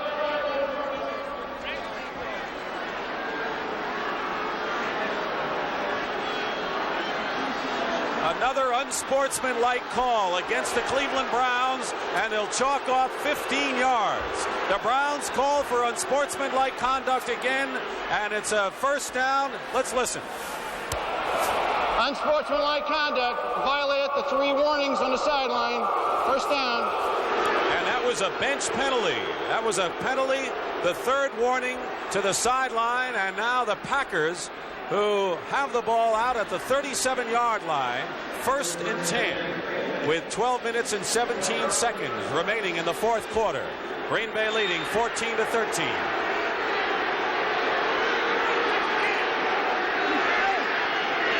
Paul Kaufman in motion. Turdell Middleton had a blocker, Darrell Goforth, but the Browns came up, and Charlie Hall made a superb play for Cleveland. It'll be 2nd down. He gained 4 yards on the play. Zeke Bratkowski will give the sign to Lynn Dickey, just like a baseball team with signs from the 3rd base coach. All right, 2nd and 6. Puts a little more pressure on the passer to try to figure out what the signs are and to try to call a play and try to anticipate what a defense is going to do to you. But Dickey is an experienced quarterback who should be able to handle that very well. 2nd and 6. Close to a first down is Jerry Ellis going up the middle. See where they spot the ball. It'll be 3rd and inches or a first down, and we probably will have a measurement as Lyle Alzado, number 77, came in to make the play.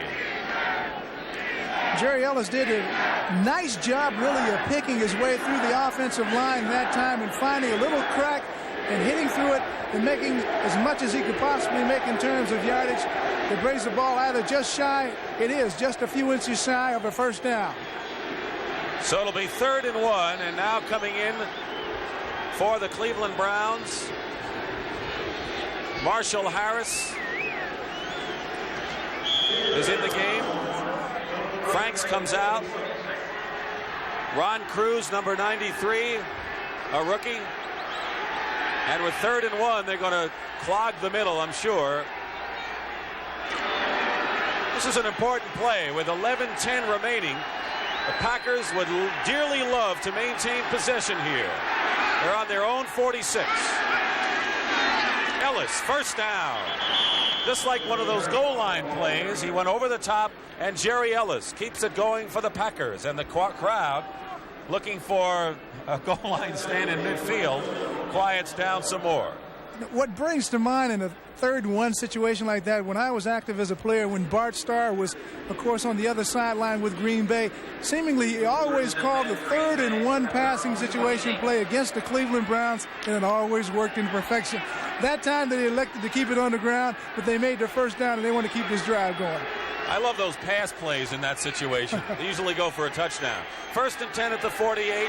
Kaufman and Ellis. Ellis cuts inside, and Ellis has close to a first down. He might be there. Jerry Ellis, who accelerated brilliantly. The free agent rookie from Missouri, who was dropped by the LA Rams and picked up smartly by the Packers, was tackled by Marshall Harris.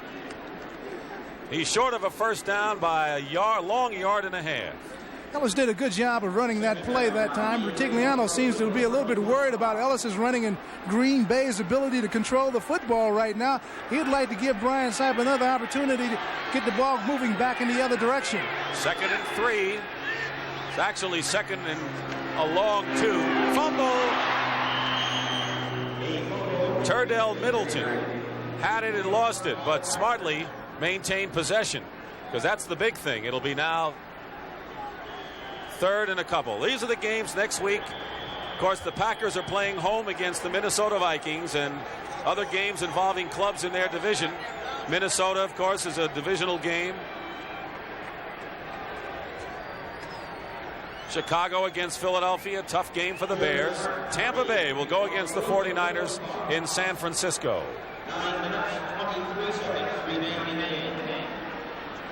Greg Cook, number 68, who defended Bart Starr when they were all attacking him because he said a lot of anonymous people are criticizing the coach. Let him come out and say who they are. Limps off the field. And there's a replacement for Cook. 4 down linemen, 3rd and 3. Carl Swanke, 6th-round draft choice from Boston College, is in. 3rd and 3 for Lynn Dickey.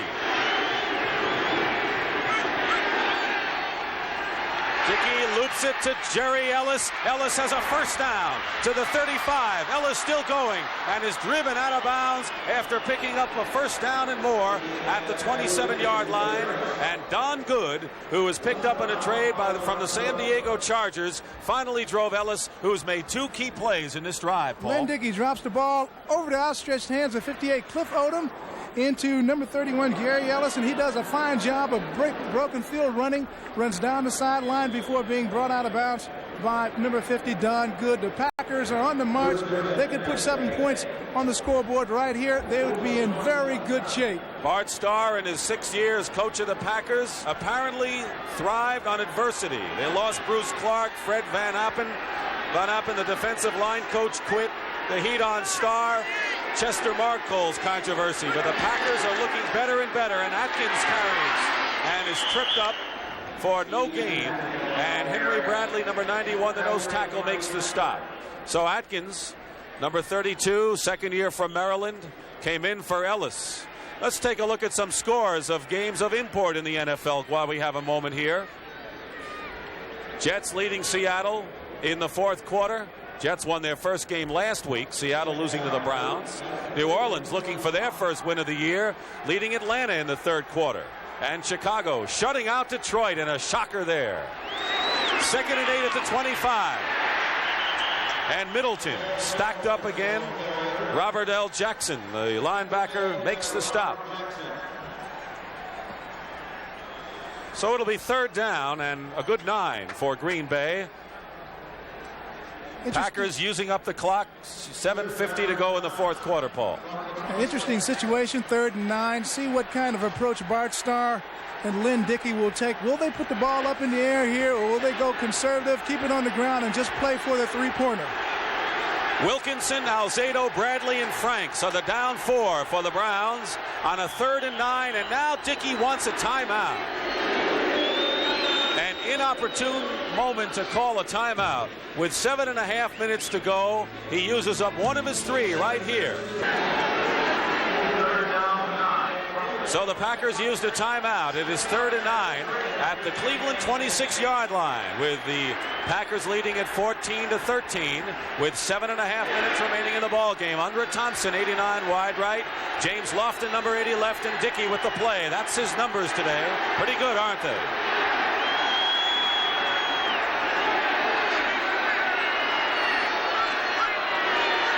Dickey under a lot of pressure. Up the middle to Lofton. Touchdown if he holds it.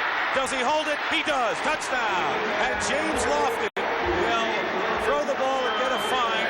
He won't care. And James Lofton has made another superb catch. And the Packers have gone out in front by 7 points and can make it a very important 8 with the conversion here, Paul. Well, the Browns came after Dickey with the blitz that time. Packer defenders picked up the blitz very nicely, and he looked for number 80, the guy that has come through for them time and time again. Here's the blitz. And there's Dickey looking left, and you know who he's going for. That man right there who come into your screen, number 80, James Lofton, going up high once again. Simply too much of an athlete for number 49, Clinton Burrell, to handle. A brilliant game for Lofton, and the point after is good, and the Packers with a big point now lead it 21-13. Dick Stockton and Paul Warfield back in Cleveland, and the Browns are trailing 21-13. James Lofton has caught 6 passes for 106 yards and 1 touchdown. He is off to his best start this year, and he is the key to the second half drive. Dino Hall at the 10-yard line. Hall barrels forward. to the 31-yard line, and the Browns have to do some work now as Harlan Huckleby, the former Michigan running back star, makes the tackle. Dickey is 15 for 19 for 205 yards, 2 interceptions and 1 touchdown, and there's the drive. 80 yards in 10 plays. Penalty refused. They refuse the penalty on offside call, so the Browns will take it.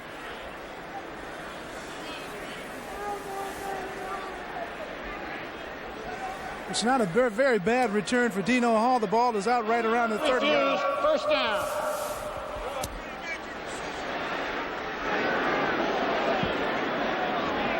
The Browns will have it just where they brought it back to the 31-yard line. 1st and 10, 7:13 to go in the game. Brian Sipe has been over to the sideline.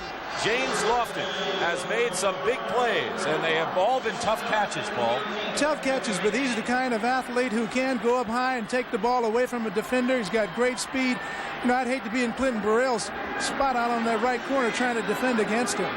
Calvin Hill and Mike Pruitt in the backfield. Brian Sipe is going to go to Calvin Hill, who has it. Calvin Hill down the sideline. He's still going. Calvin Hill, and they can't knock him out of bounds. Did he step out? I don't believe so. He did not step out. And Calvin Hill has brought the Browns to the 20-yard line inside. Well, what a play. 51 yards, Paul. Really reliable. Calvin Hill, time and time again. Reggie Rucker and Calvin Hill, 2 experienced veterans. Brian Sipe will go to them in the clutch. Calvin shows that he still has the moves, does a bit of nifty running, gets as much yardage as he possibly can before throwing out of bounds. And the biggest pass play of the season for the Cleveland Browns to a man who's done it, old Methuselah. Calvin Hill, 11 years out of Yale, and it's 1st and 10 for the Browns at the Packer 19. 7:02 to go. Green Bay is up 21-13. Sipe wants some more. He has Newsome all alone. Touchdown. Ozzie Newsome, and the Browns strike back quickly. That was the trademark of Brian Sipe and the Cleveland Browns.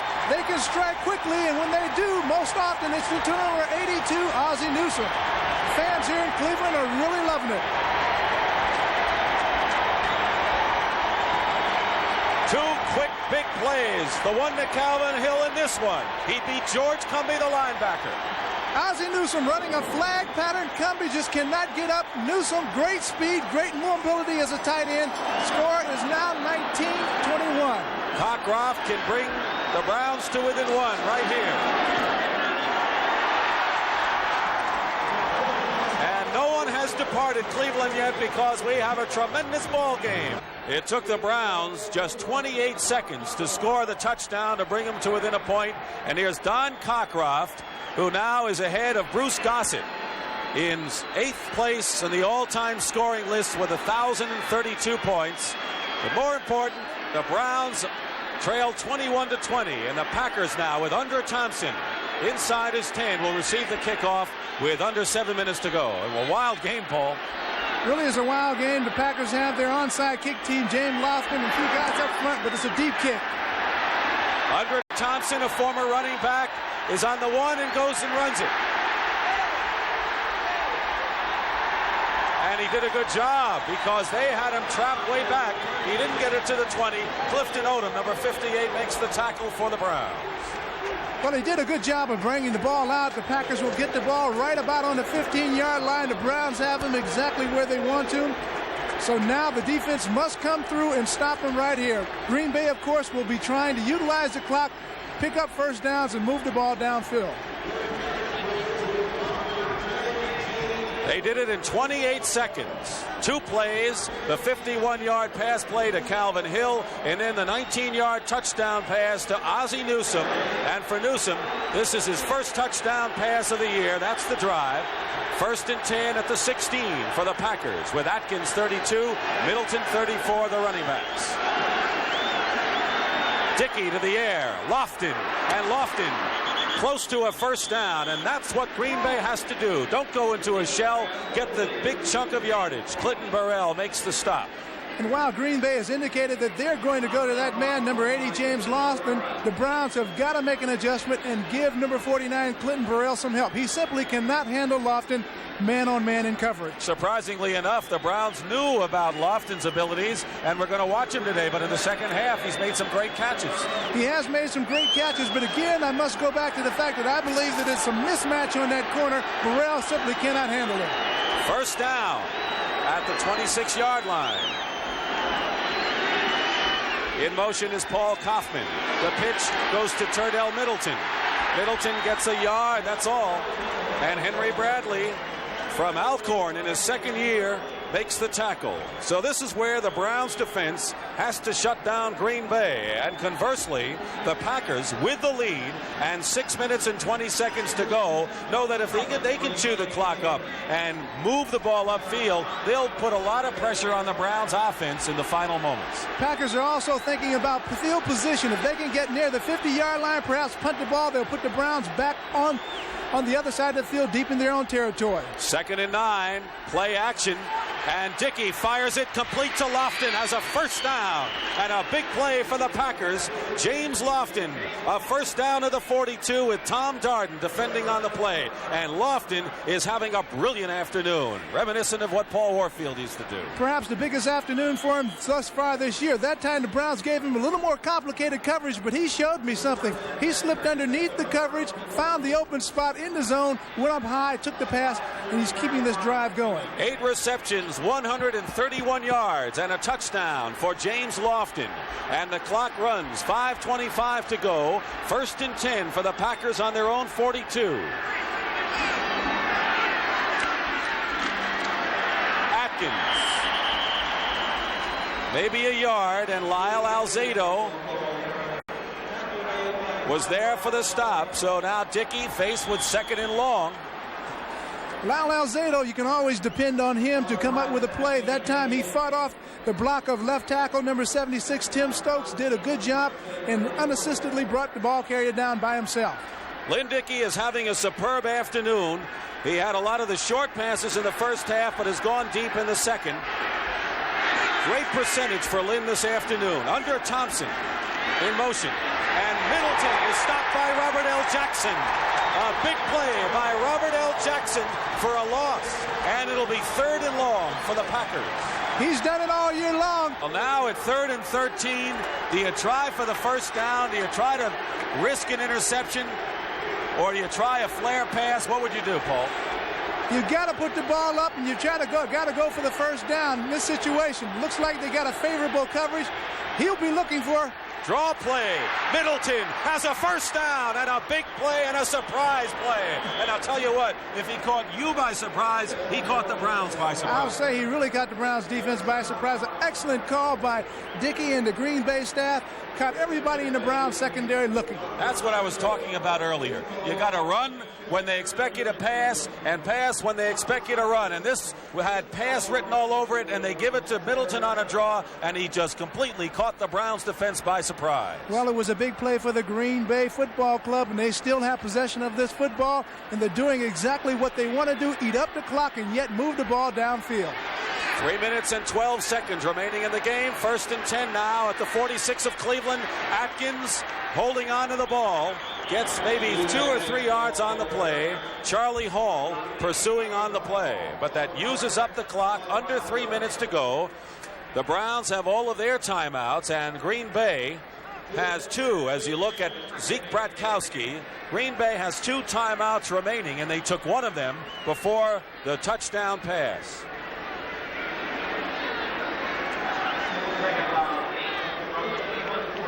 Eddie Lee Ivory, number 40, replaces Turdell Middleton, who earned his keep with that great run on the draw. 2nd and 8 at the 44.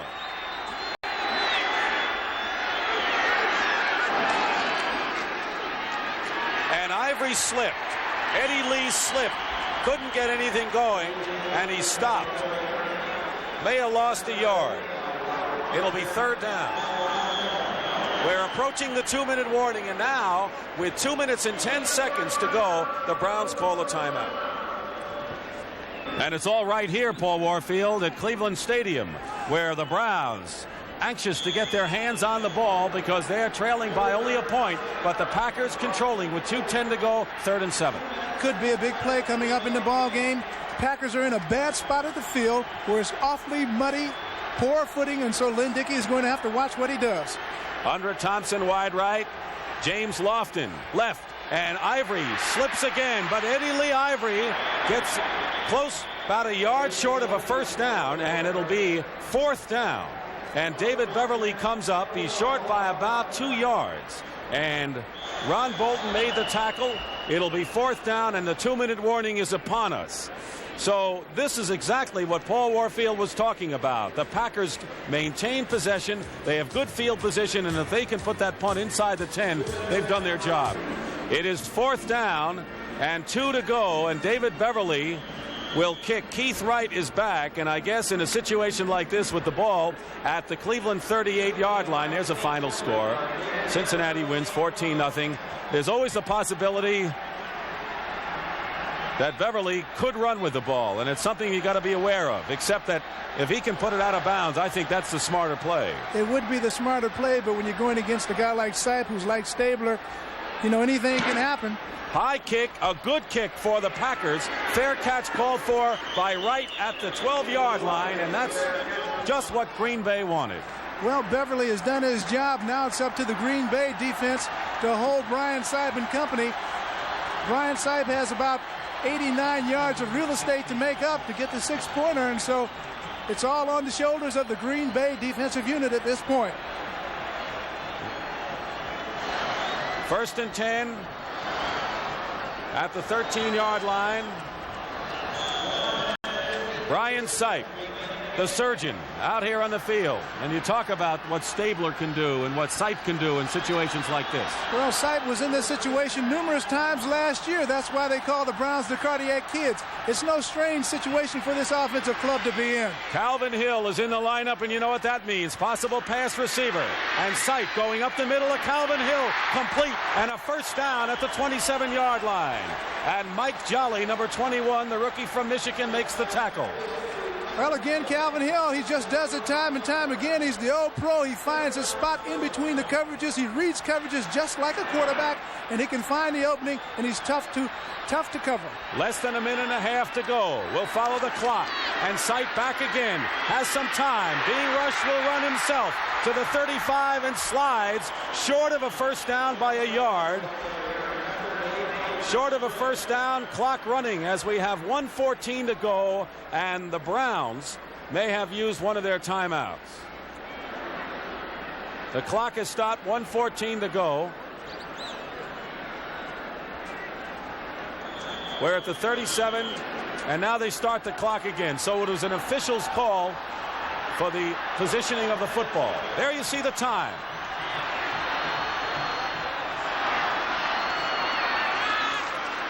Mike Pruitt bursts forward to the 49. And I think the Packers thought pass right there. That time Brian Sipe skillfully called an off-tackle play to Mike Pruitt to pick up the necessary yardage for the 1st down. The big fullback came through. Now Brian is taking his time out, going over to talk over to Coach Sam Ritigliano. Anderson and Douglas, the 2 linebackers, makes the stop. The ball is at the 48-yard line. Browns in their own territory, and all they're trying to do is get into field goal position for Don Cockcroft, who this afternoon has been successful at 41 and 43 yards. That's the story right in a nutshell. Green Bay trailing 10-0 at the half, and then 13-0 early in the 3rd, stormed back for 3 touchdowns before Brian Sipe hit Newsom with the score to bring the Browns to within a point. But the clock, 56 seconds, 2 timeouts to go. They're certainly within range if they can continue to move it. Seattle came from behind and beat the New York Jets 27-17, a final score.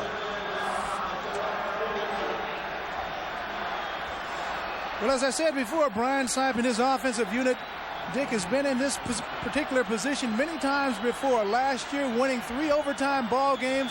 It's no stranger to them. They feel very comfortable about it. It's just a matter of lining up and executing under circumstances that are a little bit different, but certainly not foreign to them. 56 seconds to go.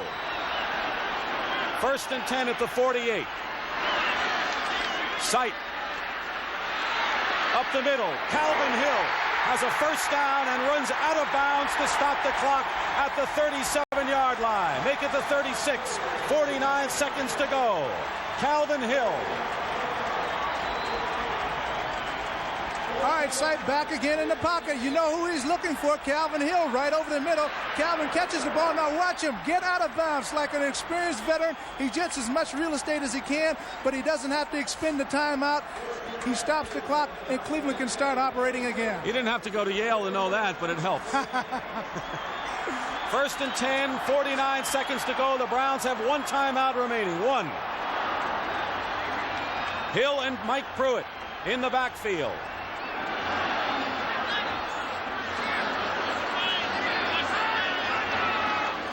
Sipe looking for the yardage. Will run. Penalty marker down. If it's a clip, the Browns are in trouble. He has the 1st down, but if the Browns are guilty of clipping, that could really set him back. Mike Lewis makes the stop, and apparently it's against the Cleveland Browns, and this is a critical penalty against him, Paul. It's a penalty that really comes at an inopportune time and hurts Brian Sipe right there. It looks like he's a little shaken up on the play, and so this could be real problems for the Browns. Tell you one thing, Sam Rutigliano wasn't looking ahead of the Pittsburgh game, using Sipe and running all over the place today. Let's pick it up.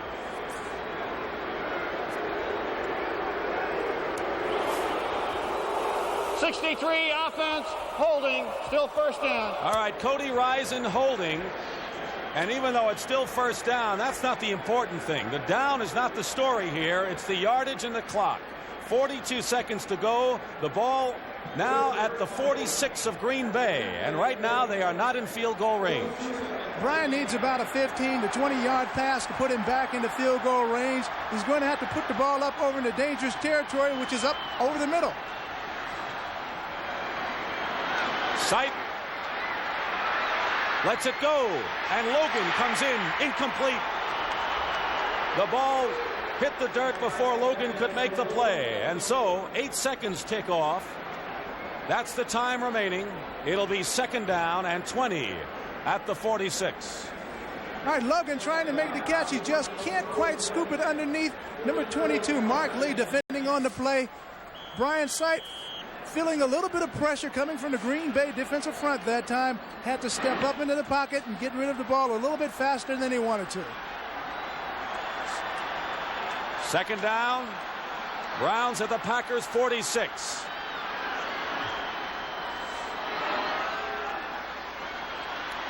Sipe with time. In trouble. And he lifts one in the air. Incomplete.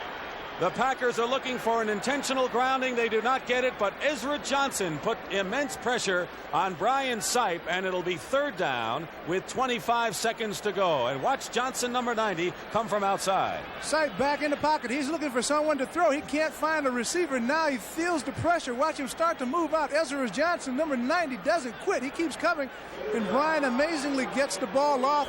No infraction called, and so nothing lost on the particular down.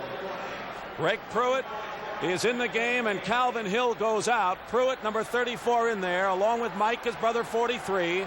25 seconds to go. Check that. No relation there, except they play on the same team. 3rd down. And Sipe lets it go for Logan. And Logan has it, and Logan is going to go. It's touchdown Browns. Dave Logan scores. The Browns lead it. Amazing, amazing play. Well, Brian Sipe is the kind of guy who can pull off miracles. He did it 3 times in overtime last year, and apparently he has done it again here this afternoon. Green Bay came with the all-out blitz that time, caught Logan, and made the big play.